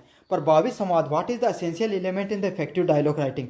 तो प्रभावी मतलब आप इफेक्टिव डायलॉग राइटिंग करते हो, प्रभावी संवाद लेखन करते हो, तो उसके अंदर क्या होना चाहिए? जीवंतता और यथार्थता होनी चाहिए। मतलब आपके अंदर, उसके अंदर एक तो यथार्थता मतलब वास्तविकता से वो चीज़ जुड़ी होनी चाहिए, और जीवंतता होनी चाहिए मतलब वो चीज़ें आपके वास्तविक जीवन से जुड़ी हुई होनी चाहिए। अगर ये सब चीज़ें होंगी तो ही वो क्या होगा? एक इफेक्टिव डायलॉग राइटिंग होगा, एक प्रभावी संवाद लेखन की कैटेगरी में आएगा। लेखन अभ्यास की नियमितता का उद्देश्य क्या होता है? What is an objective of regular writing practice. तो आप जो लगातार कोई भी चीज़ है नियमित रूप से लिखने का अभ्यास करते हो, तो इससे क्या होता है? आप में सुधार और आत्मविश्वास है वो बढ़ता है। तो इससे क्या होता है भाई, अगर आप नियमित रूप से चीज़ों को लिख रहे हो तो आपके जीवन में क्या होगा? आपके लेखन कला उसमें सुधार होगा, और कॉन्फिडेंस आपके जीवन में धीरे धीरे चीज़ों को लेकर बढ़ता है। समझ में आ गया? तो क्योंकि अगर आप लिखना शुरू कर दोगे तो आपको विचारों की स्पष्टता आनी शुरू हो जाएगी, आप इफेक्टिवली बोल भी पाओगे। 32 नंबर प्रश्न है, ब्लॉग लेखन किस श्रेणी में आता है? तो ब्लॉग लेखन किस श्रेणी में आता है? व्यक्तिगत व डिजिटल लेखन की श्रेणी में आता है। तो ब्लॉग जो लिखा जाता है वो व्यक्तिगत व डिजिटल लेखन की श्रेणी में आपको देखने को मिलता है। तो इसका सही आंसर क्या होने वाला है? ऑप्शन नंबर बी है, वो सही होने वाला है। 33 नंबर प्रश्न है, प्रथम ड्राफ्ट का क्या उद्देश्य होता है? What is the purpose of first draft in writing. तो प्रथम ड्राफ्ट का क्या उद्देश्य होता है? विचारों की आरंभिक स्तुति देना। तो आप जब भी कोई फिल्म देख रहे हो, मूवी देख रहे हो, कोई भी लेख लिख रहे हो, तो इसके अंदर प्रथम ड्राफ्ट क्या होगा? जो आप स्टार्टिंग के अंदर जैसे कोई भी कहानी लिख रहे हो तो उसमें पात्रों को जो स्टेब्लिश किया जाता है ना, मूवी में आपको सबको बताया जाता है, पहले ये हीरो है, ये हीरोइन है, ये उसके फैमिली मेम्बर है, ये साइड कैरेक्टर है, ये आपको ये सब पात्र हैं जो इस मूवी में आपको देखने को, ये विलन है। समझ में आ गया? तो ये क्या होता है? ये स्टार्टिंग का जो आपका फर्स्ट ड्राफ्ट होता है, जहाँ पर क्या होता है, जो पात्रों को स्टेब्लिश किया जाता है। या फिर कोई आप किसी भी समस्या पर रिपोर्ट राइटिंग कर रहे हो तो उसमें क्या करोगे? आप समस्या के बारे में ऊपर ऊपर से बताओगे एक बार कि भाई मैं ये जो लेख होने वाला है मेरा इस चीज़ पर होने वाला है। इस चीज़ को क्या कहा जाता है? फर्स्ट ड्राफ्ट के नाम से जाना जाता है। औपचारिक लेखन में कौन सी आवश्यकता होती है? What which of the following is not necessary in the formal writing. तो फॉर्मल राइटिंग में क्या चीज़ें जरूरी होती हैं? रूपक और कविताएं। तो फॉर्मल क्या होती है? फॉर्मल ऐसी राइटिंग होती है जिसके अंदर आप अपने वास्तविक जीवन के बारे में चीज़ों को स्पष्ट करो, अपनी भावनाओं को दूसरे व्यक्ति को समझाने का प्रयास करो। तो इनमें से कौन सी चीज़ें होती हैं जिसमें ये चीज़ें देखने को मिलती हैं? रूपक और कविताएं। तो कविताओं में आप अपने इमोशंस हैं उनको एक्सप्रेस करने का प्रयास करते हो दूसरे लोगों का। तो सही आंसर क्या? ऑप्शन नंबर बी होगा, कविता और रूपक में आपको इमोशंस को देखने को मिलते हैं। 35 नंबर प्रश्न की बात करूं, लेखन कौशल का मूल्यांकन करते समय प्राथमिकता किसको दी जाती है? तो लेखन कौशल कर रहे हो आप, उसको करते समय प्राथमिकता किस चीज़ को दी जाती है? विचारों की स्पष्टता को। तो जब भी लेखन कौशल किया जाता है उसमें इसी चीज़ का ध्यान रखा जाता है कि आपके जो इमोशंस हैं, जो आपकी फीलिंग है, या फिर जो आपका विचार है, वो कैसे आने चाहिए? एकदम सही तरीके से आपके सामने स्पष्ट होने चाहिए। तो इसका सही आंसर क्या होगा? ऑप्शन नंबर बी होगा, विचारों की स्पष्टता आनी चाहिए आपके लेखन कौशल को बेहतर बनाने के लिए। अब बात करें अब आपकी यूनिट फर्स्ट है वो कंप्लीट हो चुकी है। यूनिट सेकंड है वो अब अपन शुरू करेंगे। तो यूनिट सेकंड का जो पहला पार्ट है उसमें क्या है? रचनात्मक लेखन का 27 नंबर प्रश्न है, फीचर लेखन में एंगल का क्या तात्पर्य होता है? तो in feature writing angle refers to. तो फीचर राइटिंग में लेखन का क्या एंगल होता है? विषय को प्रस्तुत करने की विशिष्ट दृष्टि होती है। मतलब आप कोई भी जो लेखन कर रहे हो उसको आप जो एक्सप्रेस करते हो उसको प्रस्तुत करने की एक स्पेशल टाइप की जो कैटेगरी होती है उसी को क्या कहा जाता है? फीचर लेखन कहा जाता है। फीचर लेखन जैसे आप जो कोलैबोरेशन देखते हो ना आज के समय, दो बड़े बड़े एक्टर, वो क्या होते हैं? दो अलग अलग प्रकार के एक्टर हो गए, या फिर जो आपस में मिलकर कोई नई मूवी बना रहे, उसी को समझ लो कि उसमें क्या होता है? उसमें दो अलग अलग प्रकार की, मान लीजिए एक एक्शन करता है, एक आपको अच्छा कॉमेडी कर सकता है, तो दोनों के एंगल से क्या होगा? एक्शन प्लस कॉमेडी की मूवी बन जाती है। तो वही होता है, उसी तरीके से ये उन दोनों को क्या कहा जाता है? फीचर किया गया है। तो इससे क्या होता है? विषय को प्रस्तुत करने की एक विशिष्ट दृष्टि निकल के आती है। मतलब एक अलग प्रकार की चीज़ निकल कर आती है उस चीज़ से। दो जोनर, अलग अलग प्रकार के जोनर वो आपस में मिल जाते हैं। फीचर लेखन में कौन सी शैली नहीं अपनाई जाती है? विच style is not use in feature writing? तो फीचर राइटिंग में कौन सी शैली नहीं अपनाई जाती है? औपचारिक सरकारी भाषा। तो औपचारिक सरकारी भाषा वहीं पे अपनाई जाती है जहाँ पर अपने से बड़े अधिकारी की बात कर रहे हो या किसी ऐसे व्यक्ति को फीचर करने का प्रयास कर रहे हो जो आपको, मतलब औपचारिक भाषा वहीं पे यूज की जाती है जहाँ पर आप अपने बड़ा अधिकारी आपसे कोई बात कर रहा है, कोई समस्या पे आप कोई बात कर रहे हो, या फिर आपको किसी की सूचना दी जाती है जहाँ पर इमोशंस का कोई मतलब नहीं होता, सिर्फ आपको कार्य से मतलब होता है, जो कार्य आपको करवाना होता है उस पर वो लेख लिखा जाता है। तो इसी को फीचर लेखन कहा जाता है। 29 नंबर प्रश्न है, एक अच्छा फीचर लेख कैसा हो सकता है? तो एक अच्छा फीचर लेख में क्या क्या हो सकता है? एक अच्छे फीचर लेख में आपको देखने को मिल सकता है जानकारीपूर्ण और भावनात्मक रूप से प्रभावशाली, मतलब उसमें आपको इन्फॉर्मेशन मिलेगी और इमोशंस भी साथ के साथ देखने को मिलेंगे। तो जानकारी और भावना दोनों की दोनों आपको उसमें से देखने को मिल सकती है। उसी को क्या कहा जाता है? एक अच्छा फीचर लेख के नाम से जाना जाता है। 30 नंबर प्रश्न की बात करूं, फीचर लेखन का अंत कैसा होना चाहिए? What should be ending of the feature article be? तो कोई भी फीचर आर्टिकल है उसका अंत कैसा होना चाहिए? रचनात्मक और प्रेरणात्मक, मतलब उसके अंदर आपको क्रिएटिविटी देखनी चाहिए और लोग हैं वो आपसे मोटिवेटेड रूप से जुड़े हुए होने चाहिए। तो इसका सही आंसर क्या होने वाला है? ऑप्शन नंबर बी है वो सही आंसर होने वाला है इसमें। 31 नंबर प्रश्न है, एक रिपोर्ट में एक फीचर लेख में क्या अंतर होता है? तो what is the main difference between A report and A feature writing? तो क्या अंतर होता है? इसका सही आंसर क्या होगा? ऑप्शन नंबर ए होगा। रिपोर्ट तथ्य आधारित होता है और फीचर होता है वो भावनात्मक आधारित होता है। समझ में आ गया आपको? रिपोर्ट किस पे आधारित होती है? रिपोर्ट आपको तथ्यों पर, जैसे रिपोर्ट में बताऊं कि आपने कोई रिपोर्ट लिखी कि भारत में बेरोजगारी बढ़ती बेरोजगारी, तो उस पर क्या करोगे आप? उस पर आप तथ्य दोगे कि इस समय इतनी थी, अब इतनी है, इतने सेक्टर में बच्चे ग्रेजुएशन करने के बावजूद बेरोजगार हैं, जनसंख्या की वजह से बढ़ रही है। तो ये क्या है? ये एक रिपोर्ट होगी। फीचर क्या होगा? फीचर में मैंने आपको बताया था ना, दो अलग अलग जोनर के जो व्यक्ति मिलकर कोई चीज को लिख रहे हैं, तो वहां पर क्या होगा? इमोशन से संबंधित होगा। मोस्ट इंपोर्टेंट है, अच्छे से याद कर लेना, जो रिपोर्ट है उसमें तथ्यों की बात होती है, समझ में आ गया? और जो फीचर होता है उसमें इमोशंस की बात होती है। 32 नंबर प्रश्न है, कहानी लेखन में विपरीत मोड प्लॉट ट्विस्ट का क्या उद्देश्य होता है? What is the purpose of plot twist in story writing? तो स्टोरी राइटिंग में प्लॉट ट्विस्ट का क्या मतलब होता है? कथानकों में रुचि बनाए रखना। तो जो प्लॉट ट्विस्ट का यही कार्य होता है, जो कथानक होते हैं उनमें क्या बनाया जाता है? प्लॉट बनाए रखने का, या जो रुचि बनाए रखने का किसके लिए प्रयोग किया जाता है? आपको प्लॉट ट्विस्ट का प्रयोग किया जाता है। तो इसका सही आंसर ऑप्शन नंबर बी होने वाला आपके सामने। 33 नंबर प्रश्न की बात करूं, रिपोर्ट लेखन में वस्तुनिष्ठता की क्या आवश्यकता होती है? Why is objectivity important in report writing? तो जो लेखन कला करते हो, जो रिपोर्ट लेखन करते हो, उसमें वस्तुनिष्ठता की क्यों जरूरी होती है? ताकि लेखक की राय न झलके।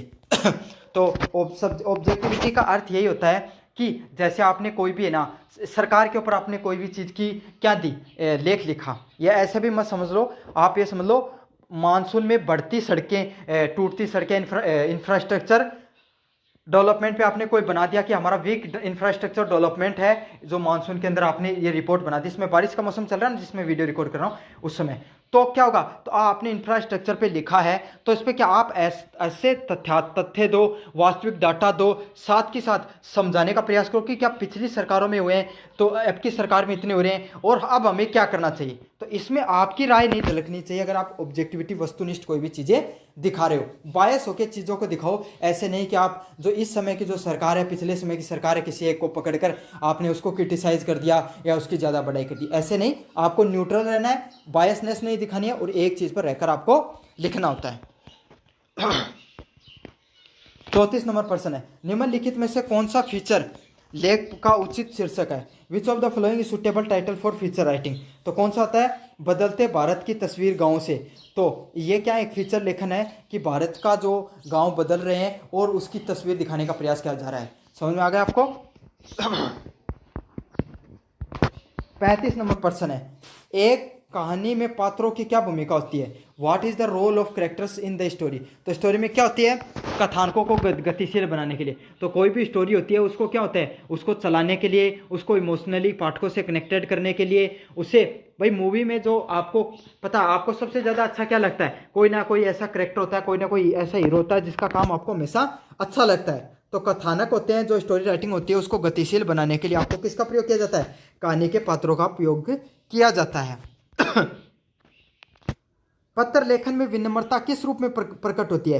How is politeness express in letter writing? तो लेटर राइटिंग में जो पत्र लेखन में विनम्रता का क्या कार्य होता है? तो विनम्रता का क्या कार्य होता है? सम्मानजनक संबोधन और समापन से। तो इससे क्या होता है? आप सम्मानजनक इमोशनली चीज़ों को स्टार्ट करते हो, बोलना शुरू करते हो, और समापन भी इससे होता है।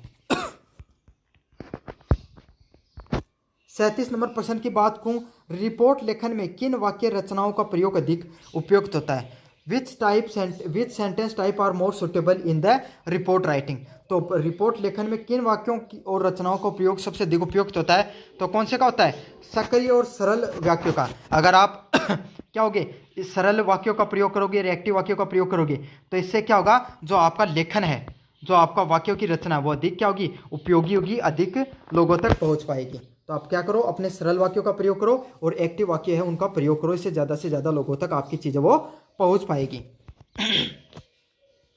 38 नंबर प्रश्न की बात करूं, फीचर लेख का शीर्षक कैसा होना चाहिए? What should be a feature title be? तो फीचर टाइटल कैसा होना चाहिए? रचनात्मक और विषय संकेतक, मतलब जिसमें आपकी क्रिएटिविटी झलकनी चाहिए और विषय का संकेत भी आपको मिलना चाहिए कि मैं इस चीज़ पर यह चीज़ लिखने का प्रयास कर रहा हूं। तो सबसे इंपॉर्टेंट पॉइंट होता है फीचर लेखन का, वो क्या होता है?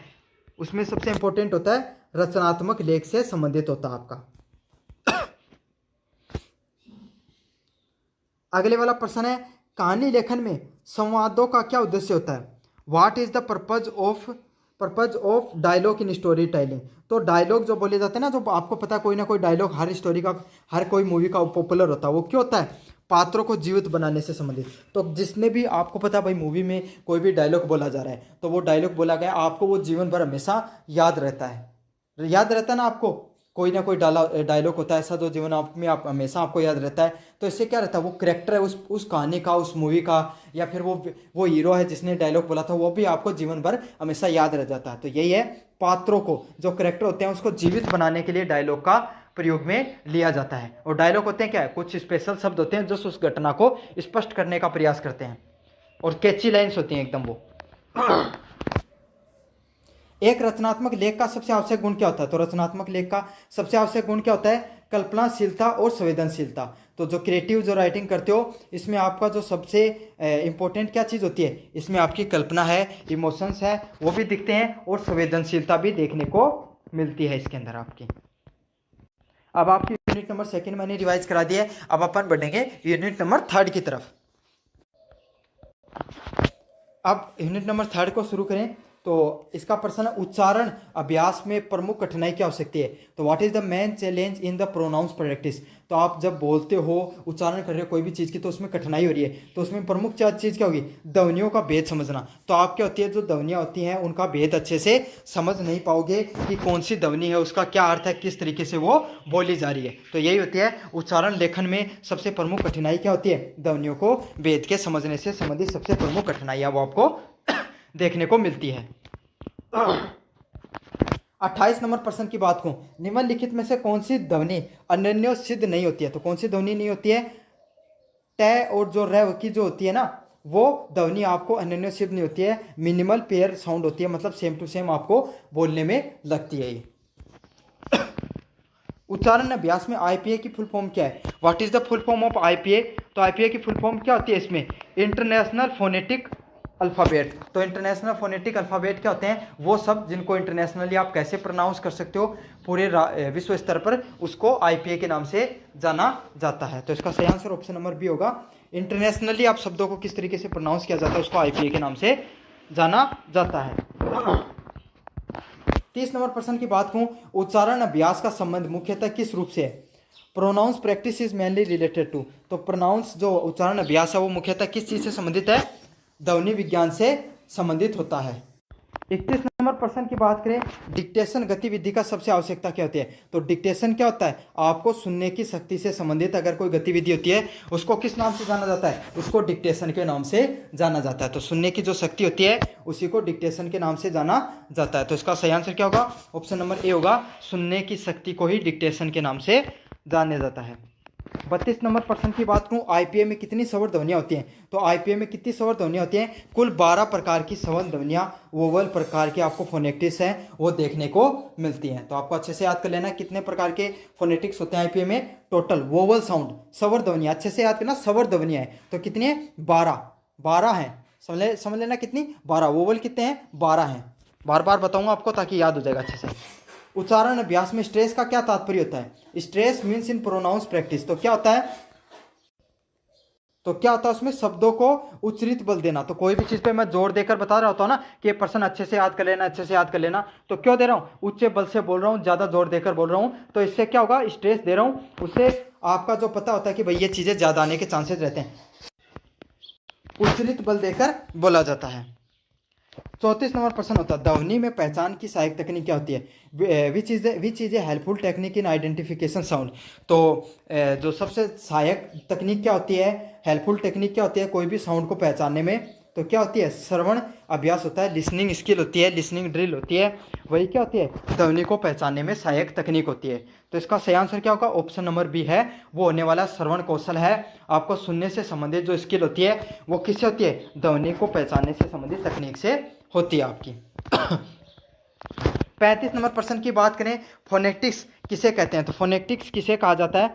फोनेटिक्स कहा जाता है इसमें से, फोनेटिक्स किसको कहते हैं अपन? भाषा की सबसे छोटी ध्वन्यात्मक इकाई होती है। जो फोनेटिक्स, जो साउंड से संबंधित जो यूनिट होती है, उसी को क्या कहा जाता है? अपन फोनेटिक्स के नाम से जानते हैं। उच्चारण अभ्यास में सामान्य त्रुटि को क्या कहा जाता है? What is the common error in the pronounce practices. तो क्या होता है? मिस प्रोनाउंस, मतलब आप चीज़ों को गलत तरीके से प्रोनाउंस कर रहे हो, उसी को क्या कहा जाता है? सामान्य त्रुटि में, कॉमन एरर के रूप में जाना जाता है। आपको सामान्य अभ्यास, सामान्य त्रुटि के रूप में देखते हैं अपन अभ्यास में। मतलब आपको बोलना कुछ है, आप बोल रहे हो कुछ और हो, तो उसी को क्या कहा जाता है? मिस प्रोनाउंस के नाम से जाना जाता है, जिसे सामान्य त्रुटि की श्रेणी में आता है। इंटोनेशन किसे कहते हैं? तो इंटोनेशन क्या होता है? कोई भी वाक्य की में स्वर के उठावन और गिरावट से संबंधित क्या होता है? इंटोनेशन के नाम से जाना जाता है। तो कोई भी वाक्य में जो स्वर है उसको उठान है, गिरावट है, वो आती जा रही है, तो उसको इंटोनेशन के नाम से जाना जाता है। 38 नंबर प्रश्न की बात करूं, किस तकनीक में उच्चारण में सुधार लाया जा सकता है? तो किस तकनीक का उपयोग करके आप उच्चारण में सुधार ला सकते हो? रिकॉर्डिंग करके सुनना और अभ्यास करना। तो आप क्या कर सकते हो? आपका उच्चारण बेहतर बनाने के लिए आप जो भी लेखन कर रहे हो, जो भी आप पढ़ रहे हो, उसको रिकॉर्डिंग कर लो और फिर से सुनो। जो जो आपको प्रोनाउंस गलत लगे उसको पेज लो, उसमें लिखो और गूगल वगैरह से या फिर जो डिक्शनरी वगैरह से उसका सही उच्चारण करके बार बार उसकी प्रैक्टिस करते रहो। तो इससे क्या हो जाएगा? आपका जो प्रोनाउंस है वो सुधर जाएगा। समझ में आ गया? और अगर आपको काफ़ी बच्चों में ये रहता है कि सर मुझे पब्लिक स्पीकिंग है, मुझे काफ़ी लोगों के सामने बोलने में मुझे प्रॉब्लम होती है, तो उसको कैसे इंप्रूव करना चाहिए? तो इसमें आपको क्या करना चाहिए? आप कोई भी एक टॉपिक को याद कर लो, शीशे के सामने जाओ, अपने आप को देखो और वहाँ पर कोशिश करो ठीक ठाक आवाज़ में उस सब चीज़ों को बोलने का प्रयास करो, और इस चीज़ को 1 महीने तक रेगुलर प्रयास कर लो, आपकी पब्लिक स्पीकिंग बहुत अच्छी हो जाएगी। तो इसका सही आंसर क्या होगा? ऑप्शन नंबर सी होगा, रिकॉर्ड करके सुनना और अभ्यास करने से संबंधित होता है श्रवण में उच्चारण को आप बेहतर करने के लिए। अगले वाला प्रश्न है 39 नंबर प्रश्न, मिनिमल पेयर्स अभ्यास का क्या उद्देश्य होता है? What is the purpose of minimal pair practice. तो क्या होता है? समान ध्वनियों में भेद करना। जो सेम प्रकार की जो ध्वनियां होती हैं उनमें आप भेद करने का प्रयास करते हो, और होता नहीं है, मतलब आपको जो टे और रे हो गया, इनमें से गलतियां कर देते हैं, काफ़ी बच्चे समझ नहीं पाते हैं, सेम बोल देते हैं, उसी को क्या कहा जाता है? मिनिमल पेयर अभ्यास के नाम से जाना जाता है। समान ध्वनियों में भेद करना बताया जाता है कि भाई इन समान ध्वनियों में ये भेद होता है। जैसे स्कूल को स्कूल बोलते हैं ना अपन, वो वाला। कनेक्टेड स्पीच में कौन सी प्रक्रिया पाई जाती है? तो कनेक्टेड स्पीच में कौन सी प्रक्रिया पाई जाती है? आपकी जो लिंकिंग, इलेशन और एसिमिलेशन है, वो आपकी सारी कनेक्टेड स्पीच में क्या प्रक्रिया पाई जाती है? आगे बताऊंगा, पर सेम प्रश्न आएगा तब तीनों चीज़ें क्या होती हैं। एक 41 नंबर प्रश्न है, वॉइसिंग का क्या अर्थ होता है? तो वॉइसिंग का क्या अर्थ होता है? आपको स्वर यंत्र की गतिविधि। तो वॉइसिंग क्या होता है? आप कोई भी यंत्र है उसका प्रयोग करके चीज़ों को समझने का प्रयास कर रहे हो कि भाई ये किस तरीके से कार्य करती है, या रिकॉर्डिंग वगैरह करते हो, उसी चीज़ को क्या किस नाम से जाना जाता है? वॉइसिंग के नाम से जाना जाता है। 42 नंबर प्रश्न, फोनेटिक्स ट्रांसक्रिप्शन का प्रयोग क्यों किया जाता है? What is the phonetics transcription use. तो फोनेटिक्स ट्रांसक्रिप्शन का यूज किस में किया जाता है? शुद्ध ध्वन्यात्मक लेखन से संबंधित। तो आप ध्वनि से संबंधित कोई भी लेखन है, जैसे मैं ये वीडियो रिकॉर्ड कर रहा हूँ तो इसमें ध्वनि आती है ना, तो इसमें मेरा प्रोनाउंस सुधारने के लिए मैं किसका यूज कर सकता हूँ, फोनेटिक्स ट्रांसक्रिप्शन का यूज कर सकता हूँ, जिसमें आपको जो ध्वनि लेखन है उसमें स्पष्टताएं जो रेडियो पर नहीं बोलते हैं क्या, रेडियो जॉकी होते हैं, आरजे होते हैं, तो उनसे संबंधित ये ज़्यादा काम आता है एफएम वगैरह पे। समझ में आ गया, जहाँ पर आपको आपकी जो आवाज़ है जो ध्वनि होती है उसको बेहतर बनाना पड़ता है, क्योंकि आपका उसमें सारा काम किससे संबंधित होता है, ध्वनि से संबंधित ही होता है। 43 नंबर प्रश्न की बात करें, वर्ड स्ट्रेस और सेंटेंस स्ट्रेस में क्या अंतर होता है। तो क्या अंतर होता है, एक शब्द और एक वाक्य में बल देने की स्थिति। तो आप एक ही वर्ड है और एक ही जो शब्द होता है, एक वाक्य होता है, सेंटेंस पर ही आप क्या करते हो, जोर देते हो, उसी को वर्ड स्ट्रेस के नाम से जाना जाता है। 44 नंबर प्रश्न की बात करूं, साइलेंट लेटर में क्या अंतर होता है। तो साइलेंट लेटर में क्या अंतर होता है, उच्चारण में नहीं आते हैं लेकिन वर्तनी में होते हैं। तो वो शब्द होते हैं जिनमें आपको उच्चारण में तो नहीं आते हैं लेकिन वर्तनी में होते हैं। इसमें ऐसे काफ़ी शब्द सुने होंगे जिनको आप यूज करते हो, तब क्या होता है, उसको वो लिखे तो जाते हैं लेकिन उच्चारण में उनका प्रयोग नहीं किया जाता, उन्हीं को साइलेंट लेटर के नाम से जाना जाता है। अगले वाला क्या, होमोफोन किसे कहते हैं। तो होमोफोन किसे कहते हैं, उच्चारण समान है लेकिन अर्थ अलग है और वर्तनी भी अलग होती है। तो अर्थ अलग है लेकिन उच्चारण सेम होता है उनका। 31 नंबर प्रश्न की बात करूं, सबसे सामान्य वर्तनी त्रुटि किसके कारण होती है। तो सबसे जो कॉमन जो प्रोनाउंस की जो त्रुटि होती है, एरर होता है, वो किसके कारण होता है, जैसे एक जैसे शब्दों में बढ़ती। तो आप एक जैसे शब्दों का प्रयोग करते हो और उनमें जो एरर निकल कर आता है उसी को क्या कहा जाता है, एक सामान्य वर्तनी त्रुटि के नाम से जाना जाता है। सामान्य शब्दों में जो आपको गलती देखने को मिलती है उसी को क्या कहा जाता है, एक जैसे शब्दों में वर्तनी में त्रुटि के नाम से जाना जाता है उसको। स्पेल चेकर की सीमाएं क्या होती है। तो संदर्भ को नहीं समझ में सकता है, मतलब अपन काफ़ी बार ऐसे शब्दों का प्रयोग करते हैं जो कॉन्टेक्स्ट के हिसाब से होते हैं, जैसा विषय होता है, जैसा कॉन्टेक्स्ट होता है, उसी के हिसाब से अपन क्या करते हैं, अपने वर्ड्स का उपयोग करते हैं। लेकिन स्पेल चेकर थोड़ी समझ सकता है चीज़ कि भाई किस कॉन्टेक्स्ट के उपयोग में किया गया है, तो वो तो अपने हिसाब से चीज़ों को बताता है। तो ये होता है संदर्भ के हिसाब से चीज़ों को नहीं समझ। 43 नंबर प्रश्न है, शब्दकोश का प्रयोग वर्तनी सुधारने में कैसे सहायक हो सकता है। तो कैसे हो सकता है, सही वर्तनी दिखाकर। तो आप सही जो वर्तनी है उसका प्रयोग करके शब्दकोश का प्रयोग वर्तनी सुधार में कैसे हो सकता है। तो कैसे हो सकता है, आप सही वर्तनी को दिखाकर है, सही वर्तनी को कर कर आप क्या कर सकते हो, आप शब्दकोश का प्रयोग कर सकते हो। तो इसका सही आंसर ऑप्शन नंबर बी होगा, सही वर्तनी के प्रयोग से हो सकता है। 24 नंबर प्रश्न का, विजुअल मेमोरी कैसे मदद करती है। तो विजुअल मेमोरी आपकी कैसे मदद करती है, शब्दों की छवि याद कर और वर्तनी सुधारने पर। तो वर्चुअल जो मेमोरी होती है उसका क्या होता है, शब्दों की जो छवि है, जो शब्द हैं उसके जो आपके विजुअल्स हैं उनको याद कर। तो मूवी वगैरह होती है वो विजुअल मेमोरी से होती है, उसमें आपको सारे कैरेक्टर याद रहते हैं ना कि उस मूवी में ये हुआ था। तो ये होते हैं विजुअल होते हैं, वो आपको हमेशा से चीज़ों को, इंसान को याद रहते हैं, उसी के कारण वो चीज़ें आपको छवि सुधारने में मदद करती है, अच्छे से याद हो जाती है मतलब चीज़ें। कौन सा शब्द सबसे अधिक भ्रमित करते हैं। तो कौन से करते हैं, कन्फ्यूजेबल वर्ड। कन्फ्यूजेबल वर्ड क्या होते हैं, वो शब्द होते हैं जिनका प्रोनाउंस सेम होता है लेकिन अर्थ अलग अलग होते हैं। अब आपको समझ में नहीं आता कि कौन सा शब्द को कहां पर प्रयोग करना है। 26 नंबर प्रश्न है, वर्तनी सुधार के लिए कौन सी प्रतियोगिता प्रसिद्ध है। तो कौन सी, स्पेल बी नामक एक प्रतियोगिता होती है, उसको उपयोग में लिया जाता है आपको वर्तनी सुधारने के लिए। तो कौन सी होती है, स्पेल बी नामक जो गतिविधि होती है उसका प्रयोग में लिया जाता है। 27 नंबर प्रश्न की बात करूं, फोनेटिक स्पेल का प्रयोग किसके लिए होता है। तो फोनेटिक स्पेल का किस लिए होता है, जैसा बोला जाए वैसा लिखना। तो फोनेटिक स्पेलिंग का प्रयोग किसमें किया जाता है, जैसा जैसा बोला जाएगा वैसा का वैसा लिखोगे, उसी को फोनेटिक स्पेल के नाम से जाना जाता है। तो इसका सही आंसर क्या होने वाला है, ऑप्शन नंबर बी है।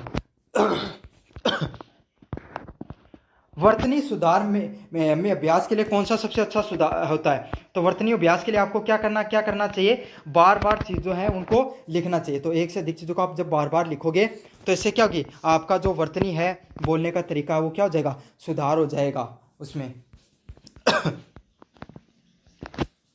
कॉमनली कंफ्यूज शब्द कौन से होते हैं। तो कौन से होते हैं, शब्दकोश देखकर आप जिनको कंफ्यूज वर्ड को बच सकते हो, शब्दकोश में आप प्रोनाउंस सीख सकते हो, उनका कहाँ प्रयोग करना है, ये सब चीज़ें समझ सकते हो अभ्यास करके। आप रेगुलर उन शब्दों पर अभ्यास करो अपने वास्तविक जीवन पर, तो भी आप चीज़ों को इंप्रूव कर सकते हो उदाहरणों के साथ समझकर।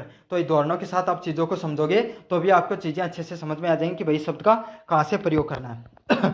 तो ये सही आंसर क्या होने वाला है? ऑप्शन नंबर डी है। कन्फ्यूजन वर्ड को आप यहीं पर यूज कर सकते हो। 30 नंबर प्रश्न है, स्पेलिंग एरर को परखने का सबसे सटीक तरीका क्या होता है? तो स्पेलिंग एरर को परखने का सबसे जो सटीक तरीका ये होता है, आप स्पेल चेकर का प्रयोग करो। तो स्पेल चेकर में क्या होता है, अगर कोई गलतियां होती हैं, आप क्या किस तरीके से गलत तरीके से चीज़ों को प्रयोग करके रखते हो वो आपको पता चल जाते हैं स्पेल चेकर में। वक्तृता कौशल का मुख्य प्रयोग क्या होता है? स्पष्ट व आत्मविश्वासी संवाद करना। वक्तृता कौशल क्या होता है? जब आप चीज़ों को स्पष्टली बताते हो और आत्मविश्वास के साथ चीज़ों को बताने का प्रयास करते हो, इसी को क्या कहा जाता है? वक्तृता कौशल के नाम से जाना जाता है। स्पष्ट व आत्मविश्वास से डिलीवर करते हो आप चीज़ों को कम्युनिकेशन में। 32 नंबर प्रश्न है, आई कांटेक्ट क्यों जरूरी होता है? तो चीज़ों को लेकर आई कांटेक्ट क्यों जरूरी होता है? श्रोताओं से जुड़ाव के लिए। तो चीज़ों का आई कांटेक्ट इसलिए होता है आप ताकि लोगों से इमोशनली कनेक्टेड रहते हो, आप लोगों से मिलजुल कर रहते हो, या आप लोगों से आप जब आई कांटेक्ट करते हो तो इससे क्या होता है, लोग कॉन्फिडेंस समझते हैं आपके अंदर कि इस व्यक्ति को इस चीज़ के बारे में जानकारी होती है। तो श्रोताओं से जुड़ाव के लिए आपको क्या करना चाहिए? जब आप मंच पर अपना जो बात संबोधन कर रहे हो तो सभी से क्या करना चाहिए? आपको अपना आई कांटेक्ट सभी व्यक्तियों से बनाना चाहिए ताकि उनको लगे कि ये तो सब मेरे को ही देख रहा है, ऐसा लगना चाहिए सभी को। पोज का उपयोग कहाँ पर होता है? तो पोज का उपयोग कहाँ पर होता है? प्रभावशाली बिंदुओं को उभारने के लिए। तो पोज का प्रयोग इसलिए कहाँ पर किया जाता है? जो इंपॉर्टेंट जो बिंदु होते हैं उनको उभारने के लिए, उनको इंपॉर्टेंस समझाने के लिए। तो आप कोई भी सेंटेंस होता है उसमें पोज का प्रयोग कर सकते हो, आपको कोई भी वर्ड है उसको अच्छे से समझाने के लिए। पिच में बदलाव किसे प्रभावित करता है? तो पिच में जो बदलाव करते हो आप, जो अपनी आवाज़ है उसको ऊपर नीचे करते हो, तो उसको क्यों किया जाता है? ताकि श्रोताओं का ध्यान है वो क्या रहे? श्रोताओं का ध्यान है वो आप पर रहे, आप श्रोताओं की हर बात को समझ सको। श्रोता है, आपने कभी ऊंची आवाज़ में बात की तो वो भी एक्टिव हो गए एकदम से, आपने लो लेवल में बात की, इमोशनल कॉन्टैक्ट बनाने की कोशिश की तो वो भी आपसे इमोशनली कॉन्टैक्ट हो गए। तो इसका सही आंसर क्या? ऑप्शन नंबर बी होगा, श्रोताओं का ध्यान में प्रभावित करने के लिए। 35 नंबर प्रश्न है, बोलने के डर को क्या कहा जाता है? तो ग्लोसोफोबिया के नाम से जाना जाता है बोलने के डर को। तो ये था आपका प्रभावी हिंदी लेखन से संबंधित जो अगला पार्ट है वो। तो मैंने इसमें लगभग चीज़ें कवर कराने का प्रयास किया सारी यूनिटों का, और अगर हो सकता है इससे संबंधित एक और पार्ट आपके सामने देखने को मिल जाए तो अभी तक अगर आपने वीडियो बाकी के नहीं देखे हैं तो डिस्क्रिप्शन में लिंक दे रहा हूँ, वहाँ से जाकर जरूर से देख लेना। चैनल को सब्सक्राइब कर लेना, अपने दोस्तों को जरूर से शेयर कर देना, और साथ के साथ आपको जो PDF वो टेलीग्राम चैनल पे मिल जाएगी। धन्यवाद बच्चों, मेरा नाम है मोहित और आपका स्वागत हमारे यूट्यूब चैनल स्ट्रीट चैंपियन में। तो जैसा कि आप जानते हो, आपका जो पेपर होता है फर्स्ट ईयर के अंदर, जो SSC के पेपर होते हैं, स्किल एनहेंसमेंट कोर्स, उसमें से प्रभावी हिंदी लेखन का जो पेपर होता है उससे संबंधित महत्वपूर्ण MCQs की मैं पूरी सीरीज़ लेकर आया हूँ। उसमें से जो अगली सीरीज़ का जो अगला पार्ट है, पार्ट नंबर 2, इसमें आपको अपन बात करेंगे जितने भी इंपॉर्टेंट MCQ हैं उसमें से यूनिट फर्स्ट क्यों, चाहे यूनिट सेकंड क्यों, चाहे यूनिट थर्ड क्यों, चाहे यूनिट 4 क्यों, आपके सारे के सारे जो इंपॉर्टेंट MCQ हैं उनका क्या होने वाला है? रिवीजन इस वीडियो के अंदर आपका होने वाला है। तो आपको क्या करना है? अब तक चैनल को सब्सक्राइब नहीं किया तो सब्सक्राइब कर दो, वीडियो को लाइक कर दो और अपने दोस्तों को जोर से शेयर कर देना है। साथ के साथ और दूसरे जो आपको अगर सीरीज से वीडियो देखने हैं, आपको अन्य वीडियो भी देखने, part first, part 2, part third, तो आपको डिस्क्रिप्शन में लिंक दे रहा हूँ प्लेलिस्ट का, वहाँ से जाकर जरूर से देख लेना। तो पहला नंबर प्रश्न है, लेखन कौशल का प्राथमिक उद्देश्य क्या होता है? What is the primary objective of writing skill? तो क्या होता है इसमें से? मनोरंजन होता है, संप्रेषण होता है, प्रचार या आलोचना। तो इनमें से कौन सा प्राथमिक उद्देश्य होता है लेखन कौशल का? संप्रेषण करना, मतलब कम्युनिकेशन करना। तो अगर आप कोई भी चीज़ों को लिख रहे हो तो आप किस लिए लिखते हो चीज़ों को? अपनी भावनाओं को दूसरों को एक्सप्रेस करने के लिए, संप्रेषण करने के लिए। तो इसमें कम्युनिकेशन का प्राइमरी ऑब्जेक्टिव होता है राइटिंग स्किल के अंदर। 2 नंबर प्रश्न की बात करें, लेखन कौशल की आवश्यकता किस क्षेत्र में नहीं मानी जाती है? In which field writing skill least necessary, मतलब कौन से क्षेत्र में सबसे कम मानी जाती है? तो किस में मानी जाती है? रंगमंच में। देखो रंगमंच क्या होता है? रंगमंच होता है, जैसे आपने रामायण देखी होगी बचपन में, थिएटर वगैरह देखा होगा, अगर आप कॉलेज वगैरह के अंदर जाते हो तो वो भी नहीं देखा तो आपने कम से कम रामायण तो देखी होगी, इस जो आपके गांव वगैरह के आसपास में या शहर वगैरह में जो रामायण लगती है, मूवी पर नहीं, जो मंच करते हैं ना, जिसमें सब पात्र अपने अपना रोल निभाते हैं, एक रावण बनता है, एक राम बनता है, इस तरीके से पात्र निभाए जाते हैं, या स्कूल में भी कोई ना कोई प्ले किया जाता है वहाँ पर। तो वहाँ पर लिखने की कोई जरूरत नहीं होती, वहाँ पर लोग अपने इमोशंस को अपनी बॉडी पोस्चर के द्वारा एक्सप्रेस करते हैं। समझ में आ गया? तो इसमें से किसका सही आंसर क्या? ऑप्शन नंबर डी होगा। रंगमंच में आपको लेखन कौशल की आवश्यकता नहीं पड़ती है। बाकी प्रशासन, चिकित्सा और गणित के अंदर आपको किसकी जरूरत पड़ती है? लेखन कौशल की जरूरत पड़ती है। 3 नंबर प्रश्न है, लेखन की किस विधा में अधिक विश्लेषणात्मक सोच की आवश्यकता होती है? तो किस में होती है? आपको किस में बहुत ज़्यादा डीपली सोचना पड़ता है, एनालिसिस करके सोचना पड़ता है। तो किस में होती है? निबंध लेखन की जो कला होती है इसमें आपको बहुत ज़्यादा चीज़ों का विश्लेषण करके सोचना होता है। तो इसका सही आंसर क्या होने वाला है? ऑप्शन नंबर बी है, निबंध विधा के अंदर आपको सबसे अधिक विश्लेषण करने की जरूरत होती है। 4 नंबर प्रश्न की बात करें, लेखन कौशल का विकास किस प्रक्रिया से जुड़ा होता है? Writing skill development is connected with which process? तो किससे जुड़ा होता है? आपका राइटिंग डेवलपमेंट का कनेक्शन होता है, वो किससे जुड़ा होता है? आपका लेखन कौशल का विकास, वाचन, श्रवण व अनुभव। तो सभी चीज़ों से अगर आप बेहतर कब लिख पाओगे? जब आप एक बेहतर श्रोता हो, मतलब सुनते हो चीज़ों को, तब। दूसरी बात, अच्छे से बोल पाते हो, आप अपने आप के अंदर फीलिंग आएंगी, अच्छे से बोल पाओगे तो जो चीज़ बोल रहे हो वही चीज़ आप लिख भी सकते हो। समझ में आ गया? अनुभव, आपके पास जीवन में जितने ज़्यादा अनुभव होंगे आप उतना ही अच्छा अपने अनुभव को दूसरों को बता पाओगे। तो सही आंसर क्या होगा? उपयुक्त सभी होगा, वो सही आंसर होने वाला है। 5 नंबर प्रश्न की बात करें, प्रभावी लेखन में सबसे अधिक महत्व किसका होता है? What is the most important element in the effective writing? तो अगर आप कोई भी चीज़ को प्रभावी ढंग से लिख रहे हो तो उसमें सबसे अधिक महत्व किस चीज़ का होता है? विचारों की स्पष्टता का सबसे अधिक महत्व होता है कि आप अपने फीलिंग्स को किस तरीके से एक्सप्रेस करते हो। तो इसका सही आंसर क्या होने वाला है? ऑप्शन नंबर बी होगा। आप जितने अच्छे से अपने विचारों को, जैसे आपने कोई लेटर लिखना था आपके दोस्त को, तो आप कितने अच्छे से उन सब चीज़ों को लिख पाते हो, तो इसी से क्या होगा? आपका उतना ही लेख है वो प्रभावी ढंग से लिखा जाएगा। 6 नंबर प्रश्न है, लेखक के लिए टोन का क्या अर्थ होता है? तो टोन का अर्थ क्या होता है? दृष्टिकोण और भाव।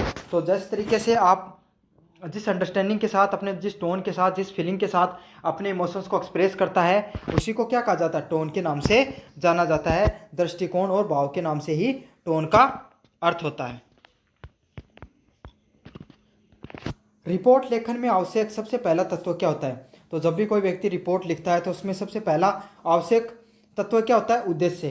तो आपको सबसे पहले आपको उद्देश्य तय करना होता है कि आपके जीवन में आपका क्या उद्देश्य है, तभी तो आप किसी भी चीज़ पर रिपोर्ट लिख सकते हो। जैसे कि आपको रिपोर्ट लिखनी है कि आपके गांव के अंदर पानी की समस्या है, तो वो क्या होगा? आपका उद्देश्य होगा कि पानी की समस्या चल रही है, इस उद्देश्य से अपन रिपोर्ट का लेखन कर रहे हैं। तो ये होगा रिपोर्ट लेखन का सबसे आवश्यक तत्व क्या होता है? उद्देश्य होता है। 8 नंबर प्रश्न की बात करूं, लेखन के विकास में सबसे अधिक सहायक तकनीक कौन सी होती है? तो लेखन होता है उसमें लेखन विकास में सबसे सहायक तकनीक क्या होती है? डायरी लेखन। तो डायरी लेखन अगर करते हो आप तो उसमें क्या होती है? आपकी जो लेखन विकास है वो बहुत तेजी से आगे की तरफ बढ़ता है। तो सही आंसर क्या होगा? ऑप्शन नंबर बी होगा। डायरी लेखन है वो लेखन विकास में सबसे अधिक विकासशील होता है। 9 नंबर प्रश्न की बात करूँ, लेखन अभ्यास में फीडबैक का क्या महत्व होता है? What is the importance of feedback in the feedback का क्या महत्व होता है? अपनी त्रुटियों को सुधारना।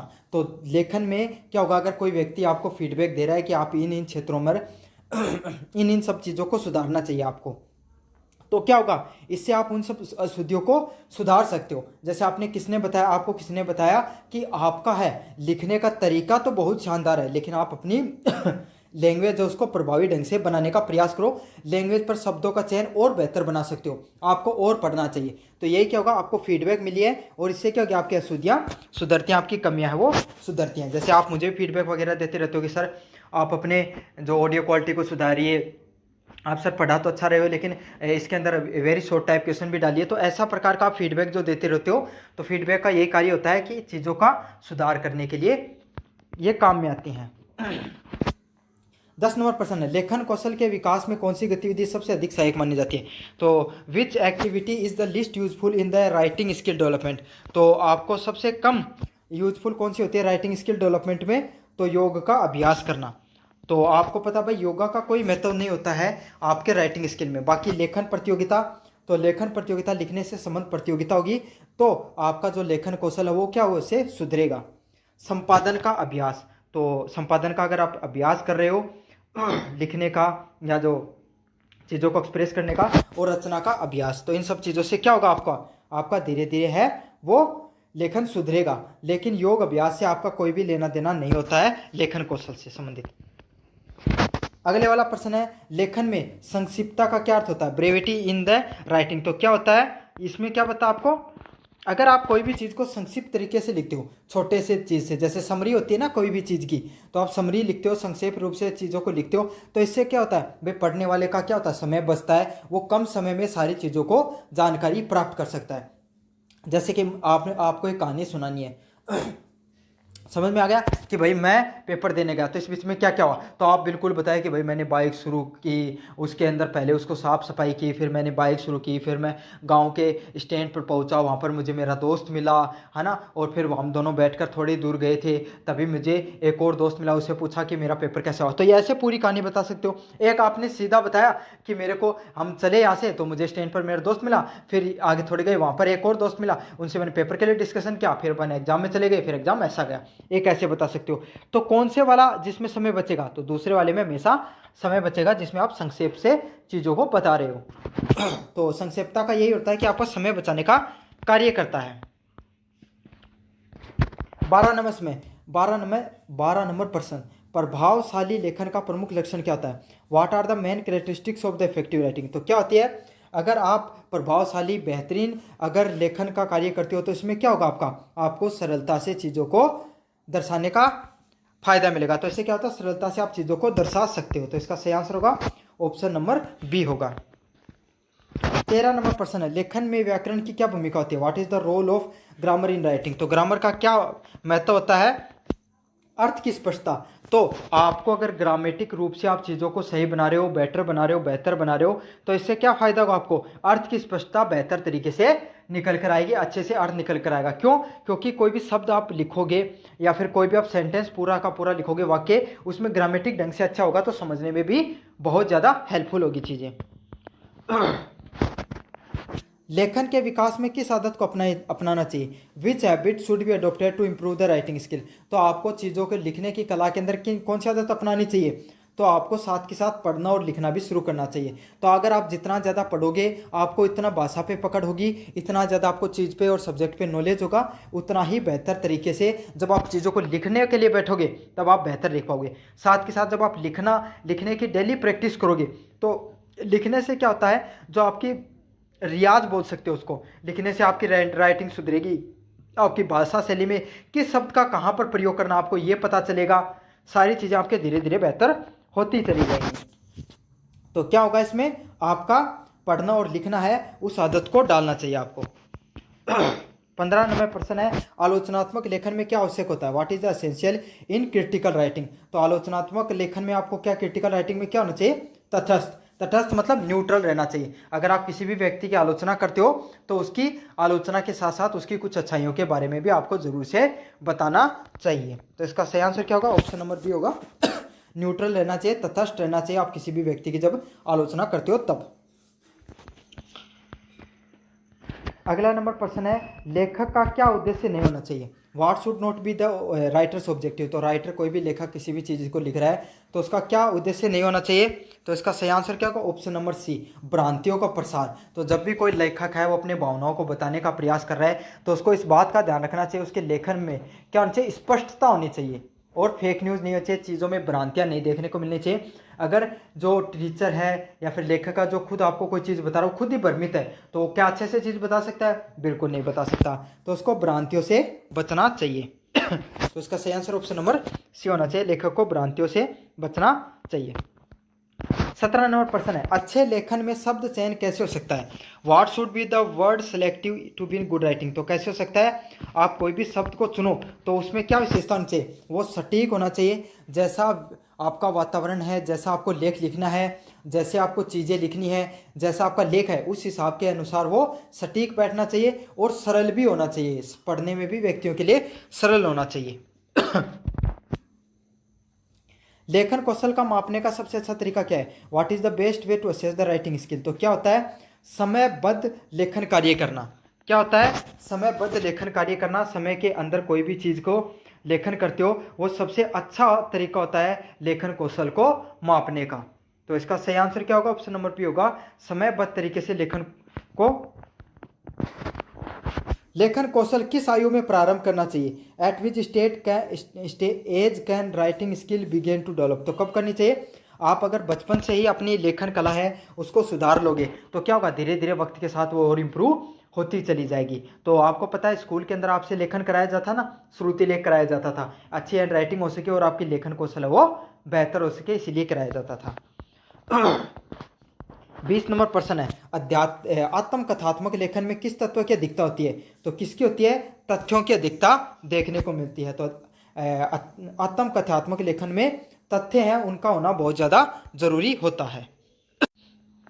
अब बात करें अपन यूनिट नंबर 2 की, तो यूनिट नंबर 2 की बात करें तो इसमें यूनिट फर्स्ट आपकी रिवाइज हो चुकी है, आप यूनिट नंबर 2 शुरू करेंगे। इसका पहला प्रश्न है, रचनात्मक लेखन का प्रमुख उद्देश्य क्या होता है? तो जब आप क्रिएटिव लेखन करते हो तो उसका प्रमुख उद्देश्य क्या होता है? कल्पना और भाव की अभिव्यक्ति। तो आप जब कोई भी रचनात्मक लेखन करते हो, आप क्रिएटिव तरीके से आपने कोई भी ऐसा लेख लिखा जिसमें लोगों को क्या हुआ, पढ़कर अच्छा लगा, कोई क्रिएटिव तरीके से कोई कहानी लिखी, आपने कोई पोएम बनाई, तो ये सब चीज़ें क्या होती है? रचनात्मक लेखन होती है। तो इसमें क्या होती है, जब भी आपको रचनात्मक लेखन करते हो तो इसमें आपकी कल्पना और आपकी भावनाएं हैं उसकी अभिव्यक्ति जरूर से होती है। तो इसका सही आंसर क्या, ऑप्शन नंबर सी होगा, कल्पना और भाव की अभिव्यक्ति देखने को मिलती है।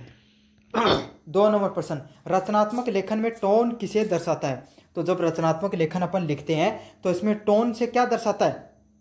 लेखक की दृष्टिकोण और भावनात्मक स्थिति दर्शाई जाती है। तो लेखक है उसका जो दृष्टिकोण क्या है चीज़ों के प्रति, और भावनात्मक स्थिति क्या है, इसके बारे में क्या दर्शाती है? टोन है वो दिखाती है।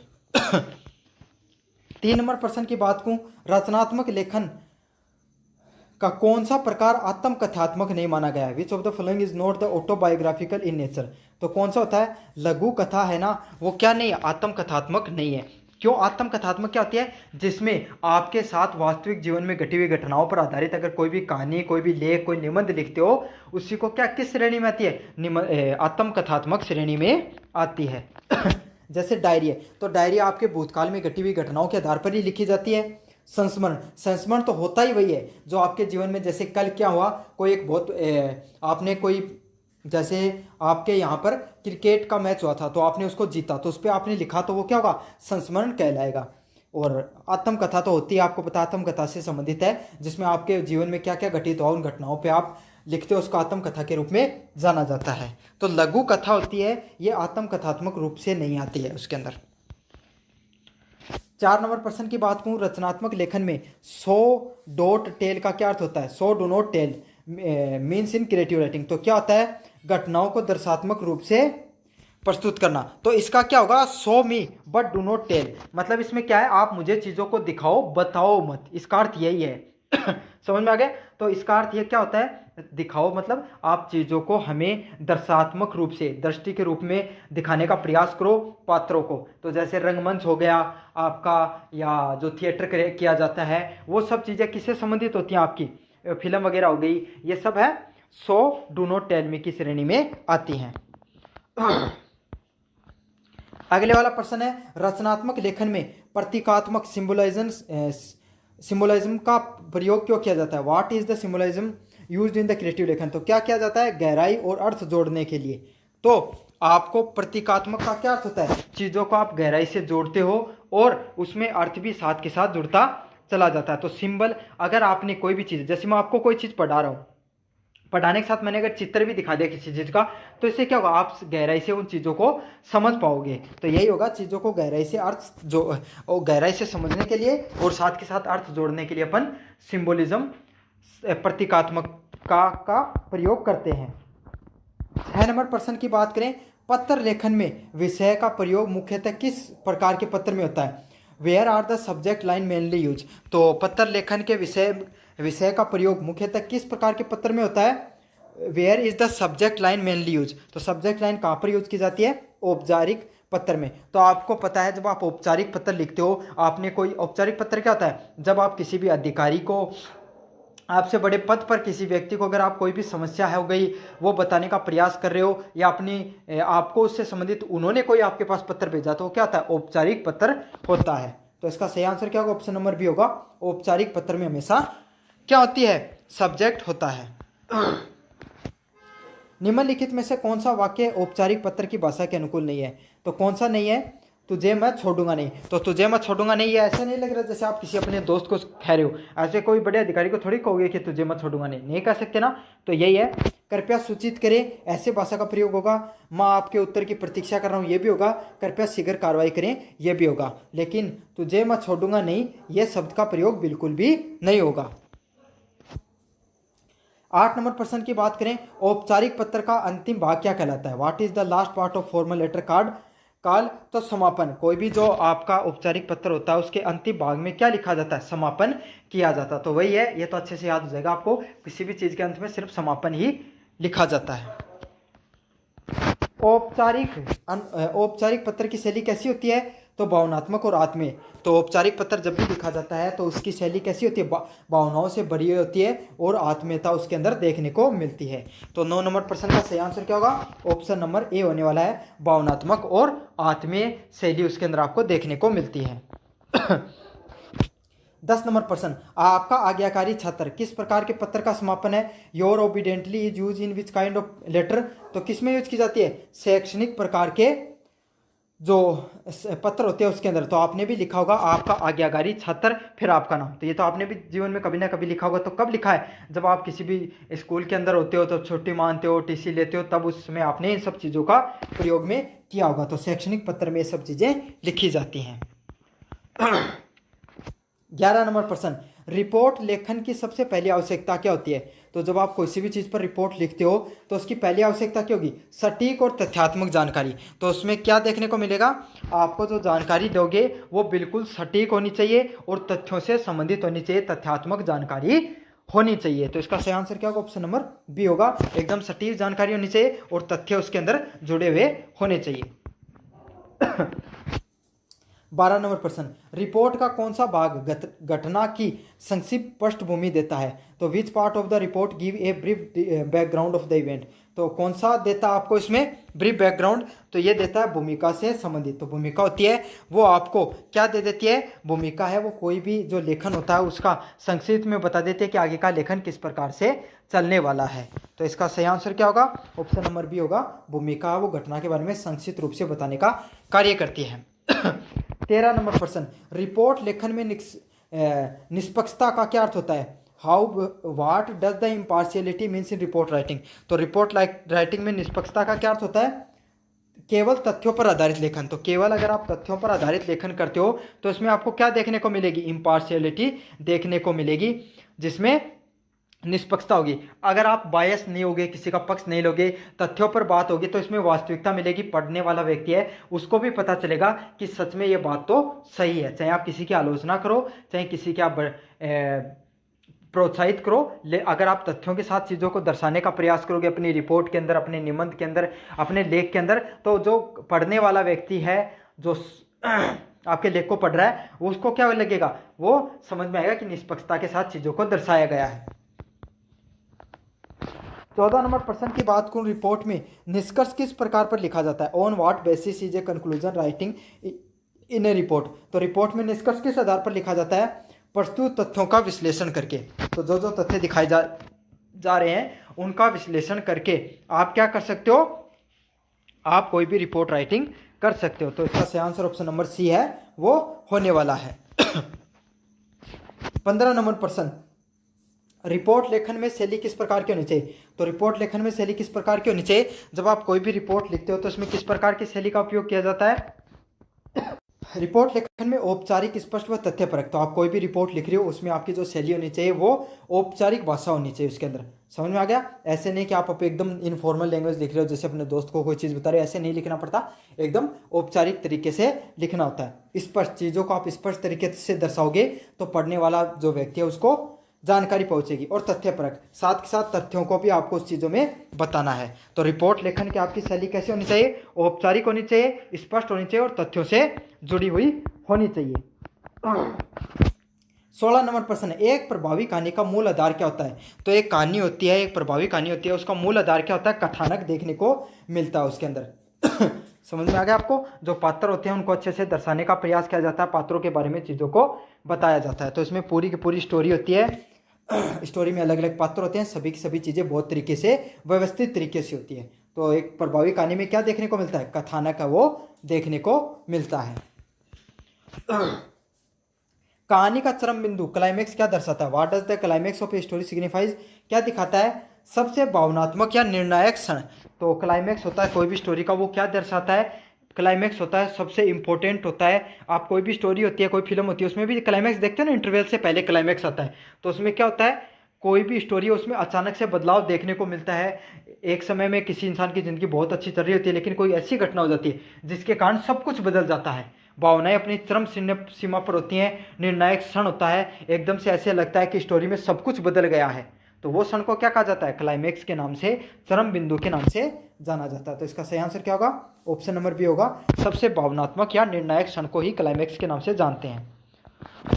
18 नंबर प्रश्न, फ्लैशबैक तकनीक का उपयोग कहानी लेखन में किस लिए होता है, why is flashback use in story writing. तो फ्लैशबैक स्टोरी का क्यों प्रयोग होता है, पिछली घटनाओं को जोड़ने के लिए। तो फ्लैश का अर्थ यही होता है, फ्लैश मतलब घटनाएं और बैक मतलब पीछे की तरफ। तो पीछे की घटनाओं को आप अपने कहानी लेखन में प्रयोग कर रहे हो। तो आपने मूवी नहीं देखते हो या ऐसे समझ लो आपने नाटक वगैरह आते थे, उसमें नहीं होता था पिछले एपिसोड में क्या हुआ, तो वही होता है, उसी को फ्लैशबैक बोला जाता है। या फिर जैसे कोई भी मूवी आ रही है तो उसका पार्ट 2 आता है, तो उसमें थोड़ी बहुत स्टार्टिंग में पार्ट फर्स्ट के बारे में थोड़ा थोड़ा ब्रीफिंग दी जाती है कि भाई पहले पार्ट में ये हुआ था, फिर आगे की स्टोरी शुरू की जाती है। तो उसी को क्या कहा जाता है, फ्लैशबैक तकनीक के नाम से जाना जाता है, पिछली घटनाओं को जोड़ने का कार्य होता है। कहानी के किस तत्व में पात्रों का विकास दिखाया जाता है, तो कहाँ पर दिखाया जाता है, कथा का, स्टोरी का जो डेवलपमेंट होता है, कथा का विकास होता है, इसमें कैरेक्टर डेवलपमेंट का कार्य होता है। तो इसमें क्या किया जाता है, कैरेक्टर्स को डेवलप किया जाता है धीरे धीरे। 20 नंबर प्रश्न की बात करूं, एक अच्छी कहानी का अंत कैसा होता है। तो एक अच्छी कहानी का जो अंत कैसा होगा, खुला और सोचने योग्य। तो अगर आप कोई भी स्टोरी है उसमें सोचने योग्य, ऐसे इसको छोड़ो, आप कोई भी मूवी है उसका पार्ट 2 कब देखोगे, जैसे बाहुबली मूवी है उसका पार्ट 2 सबसे ज़्यादा वायरल हुआ था, क्यों, क्योंकि उसमें लास्ट में एक सवाल छोड़ा गया था, कटप्पा ने बाहुबली को क्यों मारा, प्रश्न छोड़ दिया, लोग सोचने के लिए मजबूर हो गए कि वास्तविकता में ऐसा हुआ क्या था। तो ऐसी कहानी क्या होती है, सबसे ज़्यादा पॉपुलर होती हैं, जिसके अंदर लास्ट में कोई ना कोई सोचने के लिए आपको मजबूर कर दिया जाए और उसमें एंडिंग है वो पॉजिटिव रूप से हो। तो इसका सही आंसर क्या होगा, खुला और सोचने योग्य होना चाहिए। कुछ और दिखा देता हूँ, अचानक व असंबंधित। तो अचानक अगर किसी भी चीज़ का हो जाएगा तो आपको समझ में नहीं आएगा हुआ क्या है। अत्यधिक लंबा और बहुत अधिक लंबा हो जाएगा तो फिर मज़ा नहीं आ जाएगा, लोगों का जो इंटरेस्ट है वो टूट जाएगा। असमाप्त और कभी भी समाप्त होने वाला नहीं होगा, तो भी लोग अगला पार्ट कभी भी नहीं देखेंगे। यूनिट नंबर 3 की बात करें, वर्कशॉप से संबंधित है। पहला है कार्यशाला पद्धति का मुख्य उद्देश्य क्या होता है। तो कार्यशाला जो पद्धति होती है आपके सामने, उसका जो मुख्य उद्देश्य क्या होता है, what is the main objective of workshop method. तो वर्कशॉप मेथड का मुख्य क्या होता है, सहभागिता और कौशल विकास करना। तो कार्यशाला में क्या होती है, आप जो सहभागिता एक दूसरे के साथ मिलजुल कर कार्य करते हो और आपकी जो स्किल है उसका डेवलपमेंट का कार्य करते हो। तो वर्कशॉप होती है, वर्कशॉप जैसे समझ लो आपकी स्कूल में जितने भी बच्चे हैं, आपकी क्लास में जितने बच्चे हैं, सबको ग्रुप में डाल दिया गया और सबको कोई ना कोई टास्क दिया गया। तो इससे क्या होगा, जो आप आपस में आपका जो उस टास्क को कंप्लीट करोगे तो उससे क्या होगा, आपके सहभागिता एक दूसरे के साथ जो रिश्ते हैं वो बेहतर होंगे और कौशल का भी विकास होगा। उस कार्य में कोई व्यक्ति लीडर बनेगा, कोई व्यक्ति डिस्ट्रीब्यूटर होगा, कोई व्यक्ति मैनेजमेंट का कार्य करेगा, कोई जो स्किलफुल होगा वो स्किल पे कार्य करेगा। तो यही होता है आपका कौशल का, उसमें भी डेवलपमेंट होता रहता है। 2 नंबर प्रश्न है, कार्यशाला और सेमिनार में क्या अंतर होता है।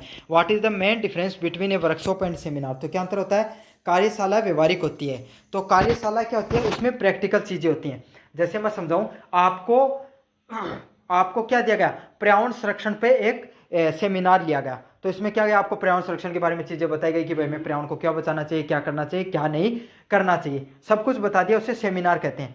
अब होता है आपका कार्यशाला। तो कार्यशाला में क्या दिया गया, आपको सारे बच्चों को एक टास्क दिया गया, आपके स्कूल के अंदर जितने भी पौधे हैं उनका नाम लिखिए, ठीक है, उनको किस प्रकार के पोषक तत्वों की आवश्यकता होती है उन पोषक तत्वों के बारे में लिखिए, उनके जो निराई गुड़ाई है उसको कीजिए, साथ के साथ घास वगैरह उसको भी काटिए, खरपतवार को काटिए, साथ के साथ हर पौधे की जो पत्तियां हैं उसकी जो बेसिक स्ट्रक्चर है उसके बारे में जानकारी प्राप्त कीजिए। तो ये सब टास्क दे दिया सभी बच्चों को, समझे, ग्रुप में डालकर अलग अलग व्यक्तियों को अलग अलग कार्य दे दिया गया टास्क में। तो अब इसमें क्या होगा, आप चीज़ों को बेहतर तरीके से जान पाओगे कि वास्तविकता में एक पौधे को क्या जरूरत होती है, किस तरीके से वो होता है। और अगर वेबिनार क्या, तो आधे बच्चे सो जाएंगे, मतलब सेमिनार में आधे बच्चे तो सो जाएंगे, आधे बच्चे बस सोच रहे हो किसी चीज़ के बारे में, तो वो अच्छे से चीज़ों को समझ नहीं पाते हैं। तो कार्यशाला होती है, इसमें सभी बच्चे व्यवहारिक रूप से उस कार्य से जुड़े होते हैं। तीसरा नंबर प्रश्न है, प्रभावी कार्यशाला की क्या पहचान होती है? What is the identity of effective workshop? तो इफेक्टिव वर्कशॉप का क्या कार्य होता है? प्रतिभागियों की सक्रिय भागीदारी। तो सारे के सारे जो पार्टिसिपेंट होते हैं वो क्या होते हैं, एक्टिवली इसके अंदर क्या करते हैं, भागीदारी रखते हैं, एक्टिवली पार्टिसिपेट रहते हैं। तो इसका सही आंसर क्या होगा, ऑप्शन नंबर बी होने वाला है। जो प्रतिभागी हैं, जो पार्टिसिपेंट होते हैं, जो अलग अलग बच्चों को ग्रुप में कार्य दिया था, सभी एक्टिवली क्या कर रहे हैं, कार्य को कर रहे होते हैं। 4 नंबर प्रश्न की बात करूं, कार्यशाला में SWOT विश्लेषण का क्या अर्थ होता है? तो what is the purpose of SWOT analysis in workshop? तो क्या होता है SWOT में? शक्ति, कमजोर, अवसर व खतरे की पहचान करना। तो SWOT का जो विश्लेषण होता है कार्यशाला में, उसमें क्या होता है, कोई टास्क दे दिया, इसमें आपको पता चलती है आपके अंदर कितनी स्ट्रेंथ है, आपकी क्या क्या वीकनेस है, क्या क्या आप कैसे अवसर, आपकी क्या क्या आपके जीवन में अपॉर्चुनिटी आएंगी, और क्या क्या आपको उन खतरों से बचना है उन अपॉर्चुनिटी को कॉन्कर करने के लिए। तो इसका सही आंसर क्या होगा, ऑप्शन नंबर सी होने वाला है। 5 नंबर प्रश्न, एक कार्यशाला में ब्रेन स्ट्रोमिंग तकनीक का क्यों प्रयोग किया जाता है? Why is brainstorming use in workshop? तो वर्कशॉप में ब्रेन स्ट्रोमिंग क्यों प्रयोग किया जाता है? विचारों को उत्पन्न करने के लिए, विचारों को बेहतर बनाने के लिए। तो ब्रेन स्ट्रोमिंग तकनीक का इसलिए प्रयोग किया जाता है ताकि आप विचारों को उत्पन्न कर सके हो। और जैसे कोई भी आपको चित्र दिखा दिया गया है ना, और चित्र पे स्टोरी लिखने के लिए कहा गया, तो इससे क्या आपकी ब्रेन स्टॉर्मिंग होगी, इससे आपका क्या होगा, आपका दिमाग का सोचने के लिए मजबूर होगा कि इस घटना में वास्तविकता में हुआ क्या है। तो इस प्रकार के जो तकनीक होती है उसको क्या कहा जाता है, ब्रेन स्टॉर्मिंग तकनीक के नाम से जाना जाता है। कार्यशाला में फीडबैक फॉर्म का क्या उद्देश्य होता है? तो क्या उद्देश्य होता है फीडबैक फॉर्म का? जो प्रतिभागी होती हैं उनकी प्रतिक्रिया लेना, कि भाई जो जो प्रतिभागी हैं उनसे प्रतिक्रिया ली जा रही है कि आप किस प्रकार का, आपको क्या सीखने को मिला, क्या आपको नहीं सीखने को मिला। तो इसका सही आंसर ऑप्शन नंबर सी होने वाला है। तो जो टास्क होता है उसके बारे में आपको जानकारी लेने के लिए फीडबैक फॉर्म को भराया जाता है। 7 नंबर प्रश्न की बात करूं, कार्यशाला के दौरान सबसे उपयुक्त मूल्यांकन पद्धति क्या होती है? तो सबसे उपयुक्त मूल्यांकन पद्धति कौन सी होती है? इसमें व्यवहारिक कार्य प्रदर्शन पद्धति सबसे उपयुक्त मूल्यांकन होती है। तो आप बिहेवियर बेस्ड जो आप एनाउंसमेंट करते हो वही सबसे बढ़िया मूल्यांकन करने का, कि कोई व्यक्ति का बिहेवियर के बारे में आप जान सकते हो। 8 नंबर प्रश्न की बात करूं, कार्यशैली की योजना बनाते समय सबसे पहले क्या तय करना चाहिए? तो आप कोई भी टास्क करना शुरू कर रहे हो तो उसको शुरू करने से पहले आपको क्या किया जाता है? तो क्या किया जाता है, इसमें आपको उद्देश्य बनाया जाता है। तो आप कोई भी कार्यशाला, कोई भी प्रोजेक्ट पे कार्य कर रहे हो या कोई भी टास्क करो, तो उसका सबसे पहले उद्देश्य होता है कि भाई ये कार्य अपन क्यों करने जा रहे हैं। समझ में आ गया? तो आपको अगर पर्यावरण प्रदूषण पे अगर आपको टास्क दिया गया है तो सबसे पहले आपको उद्देश्य होगा कि भाई पर्यावरण प्रदूषण पे अपन को लिखना है। समझ आ गया? वरना तो आप कहीं पे पर्यावरण प्रदूषण पे लिखते, पेड़ पौधों पर लिखने लगे अगर आपका उद्देश्य नहीं है क्लियर। तो योजना बनाते समय आपका ऑब्जेक्टिव क्लियर होना चाहिए, उद्देश्य क्लियर होने चाहिए। कार्यशाला में आइस ब्रेकर गतिविधियों का उद्देश्य क्या होता है? तो आइस ब्रेकर गतिविधियों का क्या होता है, प्रतिभागियों को सक्रिय और सहज बनाना। तो आइस ब्रेकर ये एक इडियम होती है इंग्लिश के अंदर, जिसका अर्थ ये होता है कि आप कम्युनिकेशन के थ्रू किसी भी चीज़ को, कोई भी व्यक्ति है, कोई नया व्यक्ति है, उसको आपने क्या क्या सहज बनाया कोई भी बात करने के लिए। तो कोई नया व्यक्ति होती है उसको उस फील्ड से संबंधित सहज किया जाता है। जैसे इंटरव्यू लिया जाता है तो वो सबसे पहले आपको कैसे सवाल पूछते हैं, आपके घर से संबंधित सवाल पूछे जाते हैं ताकि आप सहज हो जाओ। तो वही होती है आइस ब्रेकर प्रतियोगिता जो होती है, उसके अंदर क्या किया जाता है, प्रतिभागी होती है, पार्टिसिपेंट्स को सक्रिय किया जाता है और सहज बनाने की प्रक्रिया की जाती है। कार्यशाला में सहभागिता में कौन से रूप सर्वाधिक प्रभावित होते हैं? Which form of participation are the most effective in workshops? तो कौन से होते हैं वर्कशॉप के अंदर सबसे ज़्यादा इफेक्टिव? चर्चा, स्तुति और कार्य समूह। तो आप कोई भी चीज़ है उस पर चर्चा कर रहे हो, स्तुति कर रहे हो, अपना रिप्रेजेंटेशन दिखा रहे हो, और कार्य समूह है उसको कर रहे हो। तो कार्यशाला में सहभागिता का सबसे अधिक प्रभाव इसी चीज़ पर होता है।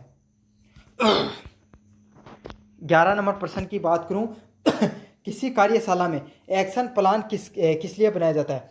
Why is an action plan prepared in a workshop. तो वर्कशॉप में एक्शन प्लान किस लिए बनता है? तो क्रियान्वयन हेतु ठोस स्वरूप से संबंधित होता है। तो कोई भी चीज़ का जब क्रियान्वयन करते हो, क्रिएटिविटी करते हो, तो उसका ठोस रूप से चीज़ों को आप जो रूपरेखा वो आपको एक्शन प्लान में देखने को मिलती है। 12 नंबर प्रश्न की बात करूं, कार्यशाला में रोल प्ले तकनीक का क्या उद्देश्य होता है? तो कोई भी कार्यशाला करते हो उसमें वर्कशॉप में रोल प्ले का क्या कार्य होता है? तो रोल प्ले का कार्य होता है संवाद कौशल और व्यवहार की समझ बढ़ाना। तो जैसे हर व्यक्ति को अपना अपना रोल दे दिया है। जैसे रामायण का आपको प्ले करना है, रंगमंच करना है, तो उसमें कोई राम बन गया, कोई लक्ष्मण बन गया, कोई सीता बना दी किसी लड़की को, किसी को भरत बना दिया, दशरथ बना दिया, रावण बना दिया। तो इस तरीके से सबको अपना अपना क्या दे दिया? रोल प्ले दे दिया। तो इससे क्या होगा? एक दूसरे के टास्क भी फिक्स हो जाएंगे, संवाद कौशल भी बेहतर होगा भाई, वो अपने अपने डायलॉग को डिलीवर करेंगे तो समाज मजबूत होगा और व्यवहार बढ़ता है भाई। सब सारे लोग एक दूसरे के साथ मिलकर जब कार्य करते हैं तो व्यवहार तो व्यक्तियों को मजबूत होता ही है। तो सही आंसर वो कौन से होने वाला? ऑप्शन नंबर बी होने वाला है। 13 नंबर प्रश्न, कार्यशाला के निष्कर्ष सत्र में क्या किया जाता है? तो जो कोई कार्यशाला का जो निष्कर्ष सत्र होता है उसमें क्या किया जाता है? मुख्य बिंदुओं की पुनरावृत्ति और समीक्षा की जाती है। तो कार्यशाला में जो इंपॉर्टेंट पॉइंट होते हैं और जो उनकी पुनरावृत्ति होती है उनको समझने का, उनकी समीक्षा करने का प्रयास किया जाता है। तो कार्यशाला का यही मुख्य उद्देश्य होता है जिसमें मुख्य जो पॉइंट होते हैं उनके पुनरावृत्ति और उनको समीक्षा करने का किया जाता है। 14 नंबर प्रश्न, कार्यशाला में रूब्रिक का प्रयोग किया जाता है। Why are the rubric use in? तो आंकलन और मापदंड का निर्धारण करने हेतु। तो रूब्रिक क्या होता है कि आपको किस किस चीज़ों पर, जैसे मैंने बताया था ना आपको पेड़ से संबंधित किया था, तो कौन से पेड़ को कितना खपतवार की फर्टिलाइजर्स की ज़रूरत है, किसको पानी की ज़रूरत है, किसकी जड़ों में आपको कोई भी जो कीड़े वगैरह लग गए हैं, इन सब चीज़ों का जो दीमक वगैरह लग गई है या कोई कीड़ा मकोड़ा लग गया है, उसको आपको अलग अलग मापदंड बना दिए गए, उन्हीं को क्या कहा गया है? रूब्रिक्स के नाम से जाना जाता है। अगले वाला प्रश्न है, कार्यशाला में प्रमाण पत्र का उद्देश्य क्या होता है? What are the purpose of certified in the workshop? तो कोई भी वर्कशॉप करते हो तो उसमें आपको सामने वाला व्यक्ति हमेशा क्या देता है? एक सर्टिफिकेट देता है। तो सर्टिफिकेट क्यों देता है? इससे क्या पता चलता है? भागीदारी की स्वीकृति। तो इससे यह पता चलता है कि इस व्यक्ति ने ये हमारी वर्कशॉप के अंदर आया था और इसने क्या किया है? भागीदारी ली है, भागीदारी को स्वीकार किया है। तो इस प्रश्न का जो सही आंसर होगा ऑप्शन नंबर बी होगा।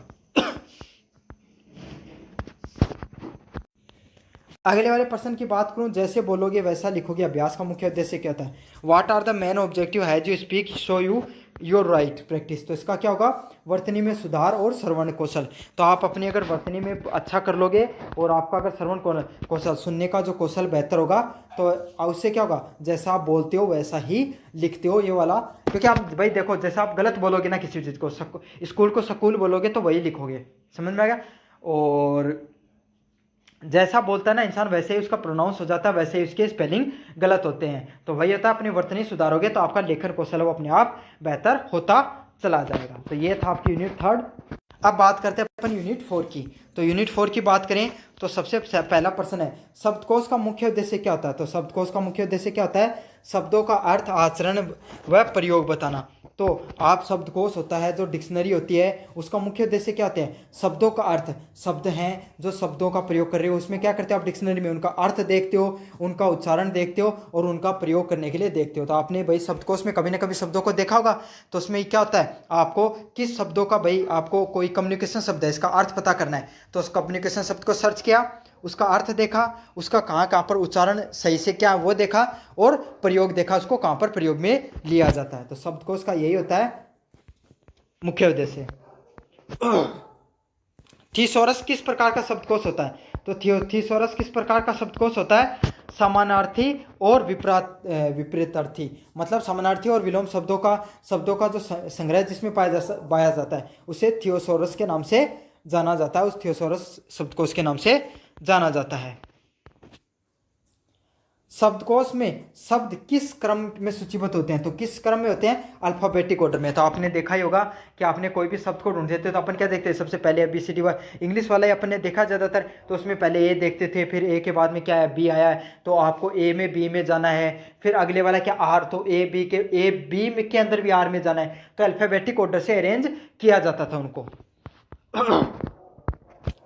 इटाइमोलॉजी शब्दकोश किस क्या होता है, तो इटोमोलॉजी शब्दकोश में क्या होता है, शब्दों की उत्पत्ति व विकास के बारे में बताने के लिए। तो इटोमोलॉजी है उसमें क्या होती है, शब्दों की उत्पत्ति कहाँ से हुई और उसका विकास किस प्रकार से हुआ, इस बारे में जो शब्दकोश बताता है उसको किस नाम से जाना जाता है, इटोमोलॉजी शब्दकोश के नाम से जाना जाता है।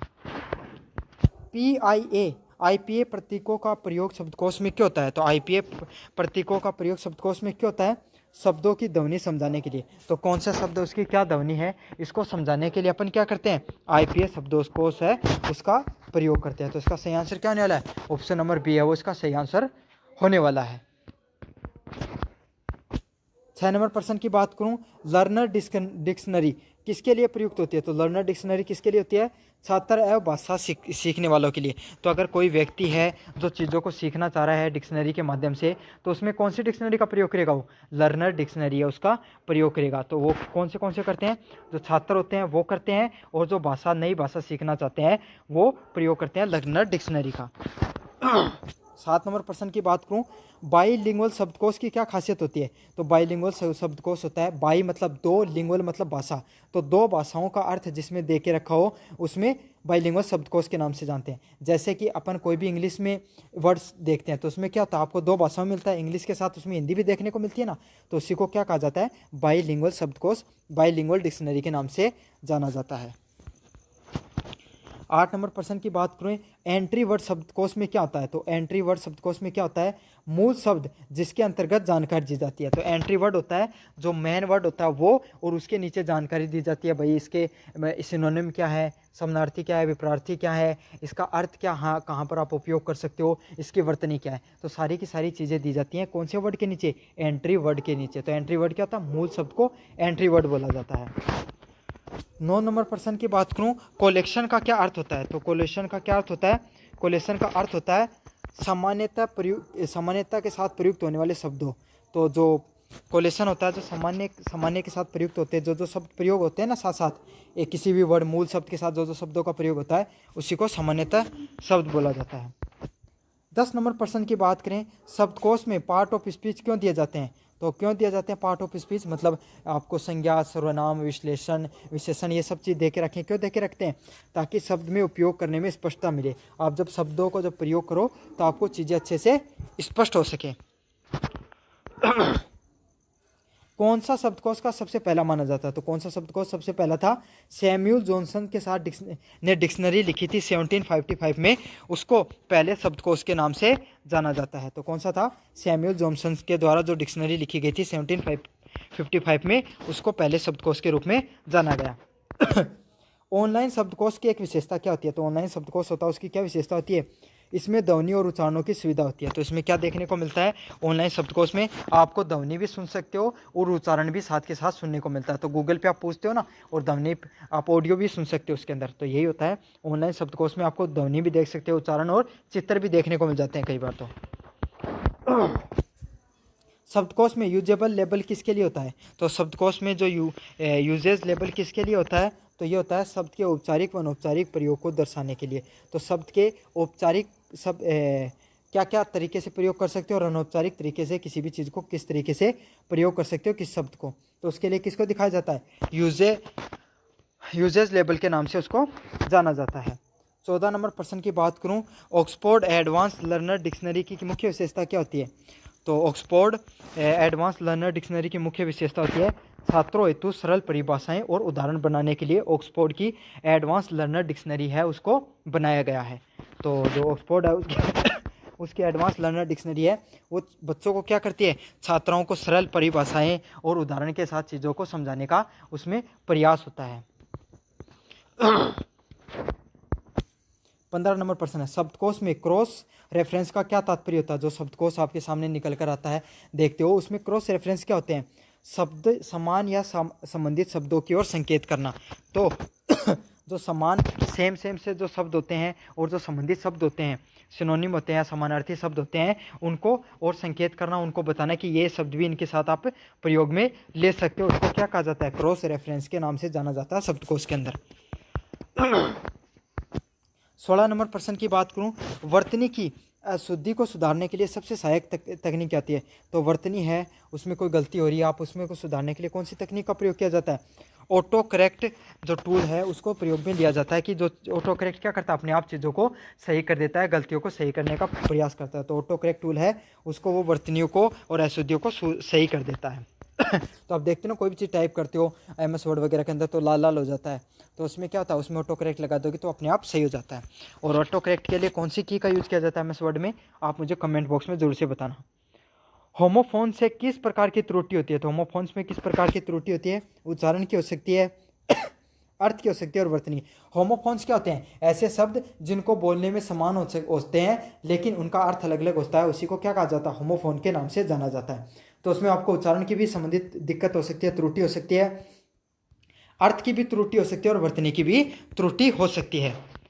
ऑटो करेक्ट किसका उदाहरण है? तो ऑटो करेक्ट किसका उदाहरण है? डिजिटल सुधार तकनीक का। तो डिजिटली आप चीज़ों को सुधार कर सकते हो, आपके कोई भी वर्तनी वगैरह के अंदर, स्पेलिंग वगैरह के अंदर, तो उसको क्या कहा जाता है? ऑटो करेक्ट तकनीक के नाम से जाना जाता है। 19 नंबर प्रश्न की बात करूं, नेमोनिक्स तकनीक किसके लिए सहायक होती है?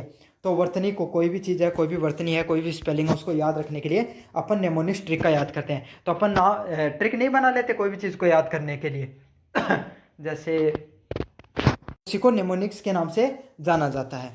अगले वाले प्रश्न की बात करूं, टाइपोस किसे कहते हैं? टाइपो किसे कहते हैं? तो टाइपिंग में जो त्रुटि हो जाती है, गलती हो जाती है, उसको टाइपो के नाम से जाना जाता है। तो टाइपो किसे कहा जाता है? टाइपिंग करते समय किसी भी चीज़ में गलती हो जाती है, त्रुटि हो जाती है, उसको टाइपो के नाम से जाना जाता है। तो ये हैं आपके प्रभावी हिंदी लेखन से संबंधित महत्वपूर्ण MCQ, जिसको मैंने आपको सारे के सारा रिविजन करवा दिया। कैसा लगा वीडियो जरूर से बताना कमेंट बॉक्स में। चैनल को जरूर से सब्सक्राइब कर देना और अपने दोस्तों को जरूर से शेयर करना। धन्यवाद।